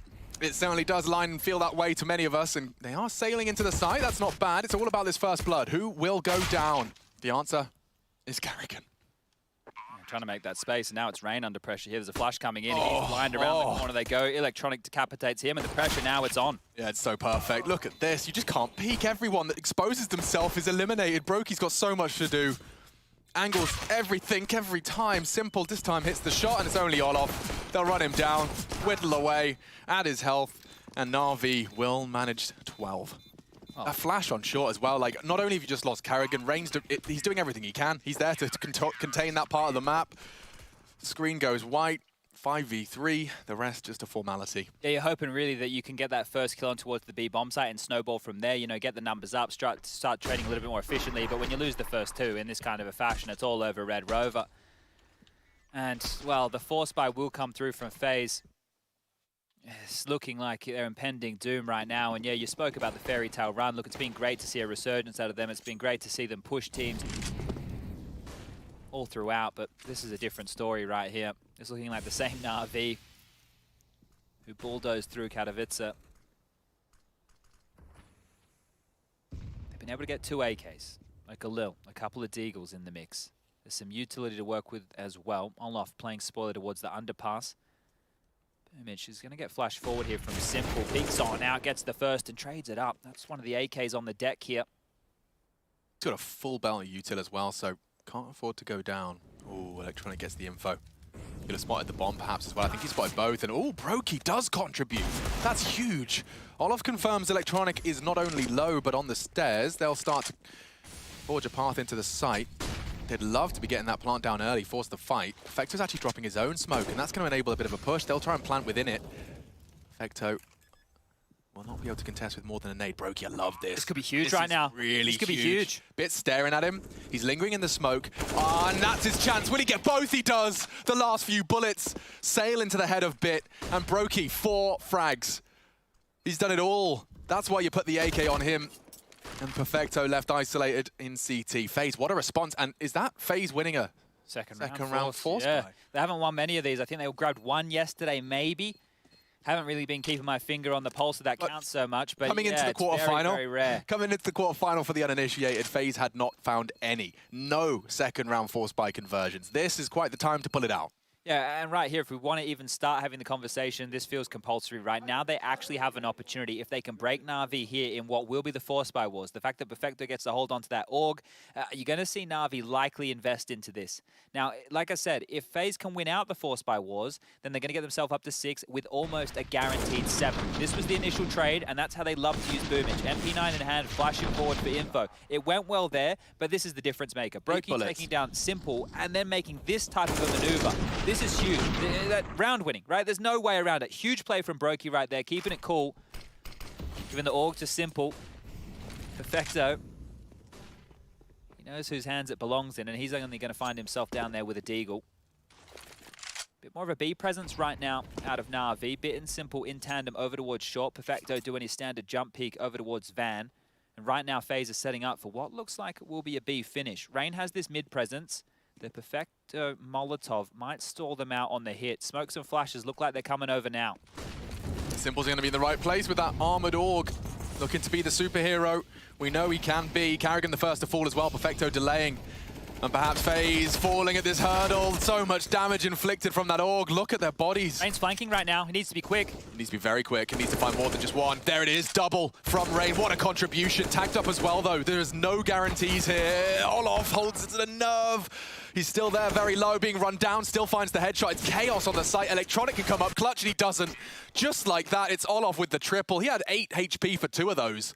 And that was hard to keep track of, never mind for the observers, but for all of us at home, they have broken Navi. Oof, and that right there has to be on Rain. Like, I'm just watching him in top mid control. The timing on that was absolutely everything. If more damage was done, this is him coming around the corner and both of them just exposed. Look, they're softened up. They're easy kills, but they are very important frags right there. And Olof keeping his cool. Then this one converts. Electronic has the worst weapon for the job, and they survive. Now it will be just a couple of P250s, a Deagle, and some USPs. This one can calm down for a moment.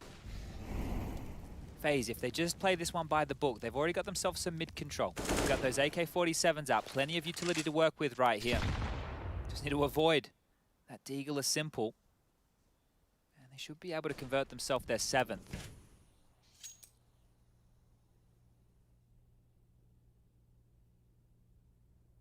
They're heading back towards A, but right now I don't know what has spurred Navi to go for the stack. Simple, he's over towards Ticket. Electronic and Boomich are already in the site. Perfecto over towards Jungle, and Bit, he's in window. So all the forces of Navi's defense will be here. It just comes down to the weaponry.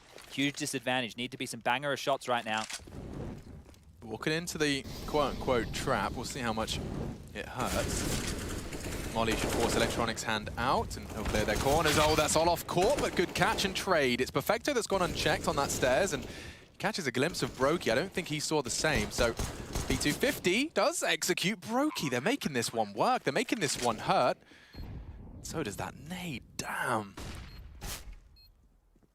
Vector working with just a scrap of health now, and Bit just that USP. Does upgrade to the Deagle for this swing, and if he hits that first bullet, he could have had a chance. Perfecto dancing around and will be found. Okay, FaZe 7, but 2 frags from the Navi Eco. Okay, so that's it. That's the gimme, right? That's the one that FaZe gets. Now it's about grinding out these T-sided rounds. And let's just point it out for everybody playing at home, the T-sided rounds for FaZe in this tournament have not been great. This is where they need to start calling like there were an overpass yesterday on Inferno, where Carrigan was just calling circles around Nafi. I don't think that's going to be as easy to do, but they get a buffer going into round number 20. There's no simple AWP to be that thorn in the side. Actually, it's literally just simple with an M4. He doesn't even have any utility. So it's going to be a different looking CT setup here from Navi. Looks like a quick one. Look at the pace. Yeah, Simple's tucked in on that box. They're not even going to check him, and enables Boomich and Simple to already thrust FaZe into a 3v5. More fights to be provided. They're up ramp. Simple tucked in dark. They know where he is. He looks like he wants to re-aggress off of his flash, and he's got nothing to report. Broky's the one to house them. Electronic, oh, he's going to ruin their day. This is going to be a real dampener. Holds the line perfectly. Clotheslines Rain. Carrigan has to press pause, and that's really, they have to call upon Broky. If Carrigan keeps going, he's going to lose the bomb as well. He needs to be really careful. Yeah, well, that's it. That should be it. 13 found by Navi, just like that. Straight back into the control. That right there, unfortunately for FaZe, the fact that they went so fast played into the really lacking utility from Navi. Simple was just playing a heads-up position. He didn't have to faff around with any utility. Look at this, drop on in, M4 works, right? Boomich has already done everything baiting for him, and that setup, it stalls Faze out. They can't push through, they have to drop back. Electronic reacts very quickly. He closes the door on any rotation possibility, and that's huge from Electronic. That is massive. Oh, Faze are hurting. Look at this buy, it's scrapped together. And Boomich is on a walkabout, trying to be baited in by Bit. Aware there's a timer on his presence mid, they could be through underpass, and it doesn't look like there's a campaign from Rain and Olof. 4 members of Faze test middle. Boomich confirms his presence. Util to be dropped, Electronic drops one of his own, and oh, he heard that. He heard the jump across. That's a cancel, he knows the light angle will be held now. It's going to stall them out, but it's also going to keep Electronic planted just looking at this smoke. Nade tickles up Olof, and he will rescind from the window room now, leaving Boomich to deal with both that and the connector pushed. And it's also forced Faze away. You can see they're backing off to get that bomb that was down towards the B apartments. And with the limited utility they have, maybe they want to pivot for a B finish. Perfecto, as part of this B setup, is on the balcony. He has Bit up close and personal as well. And Bit has a lot of nades here. A smoke, a Molotov, a flash on the jump. They can almost deny this with utility alone. 40 seconds. That's the util you were talking about. That's before Faze have shown too much of their face. Twist does drop. Oh, they have to go through, they have to go through. And Perfecto's in such a good position. Only kept honest with one. They know Bit's close. Damage inflicted, Olof will fall. Boomich supporting as best he can. Will be traded. Okay, 3v2. Running out of time here. Broky and Twist, though, the best candidates, the best aimers on this squad. Broky caught out, looking for the transfer. Boomich can't. Oh, and Simple tags him up. He knows where you are. Tries to swing out. It's Brave in the 1v1. Simple trying to dunk him. It looks perfect. He's calculated, done the maths, and he knocks him down. 1v1, one with the HE. Oh, Twist nearly had something there. Twist just holding the line, or rather Simple holding the line. It's the nade that secures 14. It was a good crack there from Twist, right? Those 2 shots that he gets, we're getting to decide to turn it into a one-on-one. Almost hits that one onto Simple. It looked very, very likely, but now I guess the only positive we can take from that round for Faze is the fact they got the bomb down. It's going to keep them in a range where they can get out at least 1 AK. But now the question is, do we want to force buy with everything we have right now? 2,400 is the loss bonus in that next round of play. We lose that, we have pennies on the dollar. We have absolutely nothing, and there you go, you can see the call. Twist has bought the AK, he's got the head armor. This is really on Twist. He wanted to be the star, and look, this is a massive mountain to climb, but if he wanted to show up right now, it would be a massive, massive opportunity for that AK to do some work. Here's the highlights again. Yeah, I mean, close, real close, but no cigar here. Great shot onto Electronic. Contributes his third, and it was just Simple holding this tight line. 10 seconds, he knows he has to plant close. Oh, off him. It literally actually hits him. Bounces off him. Doesn't matter whether it's weapons or grenades. He's got the aim. Oh, here we go. This is all in for Faze right now. You know what the stakes are. Loss bonus of 2,400 means they won't be able to buy a lot. It'll just be pistol upgrades and over towards mid quick. Lots of nades towards window. There's Electronic off too. Off the flash, they're lined up. Oh, and it's just a catastrophe for Faze. Twists, that AK we discussed, does fill the feed for some.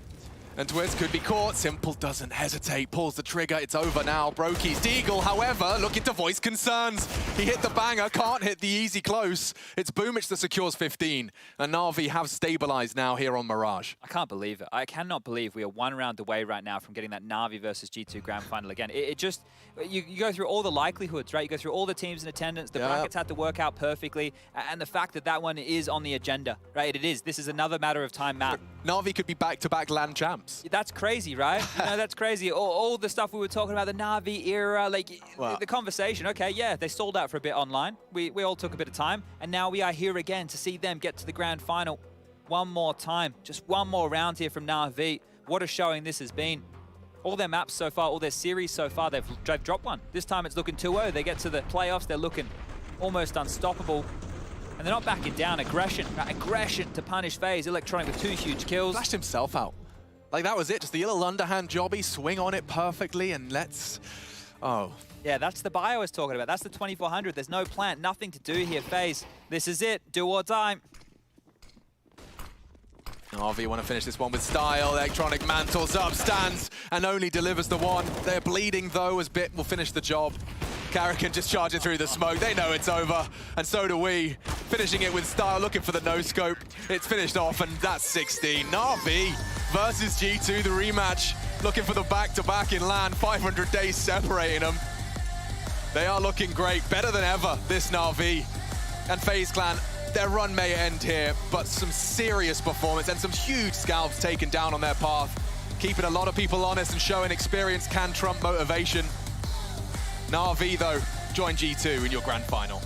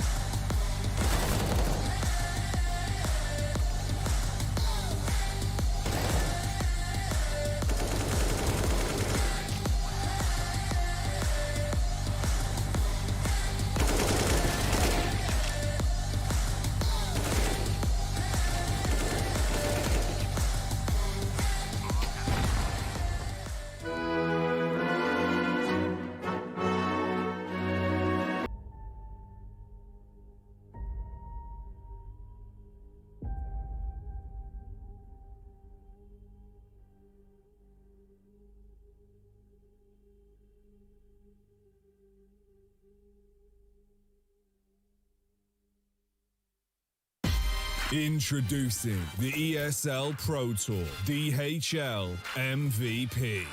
Expert analysis.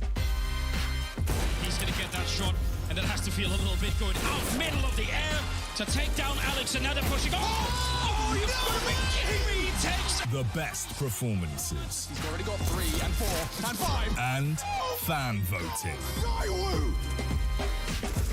He needs a multi-kill, first found, Twist aggressing, they have to double peek, he's getting his shot, he's hitting another one! Simple! Who delivered best? Unbelievable!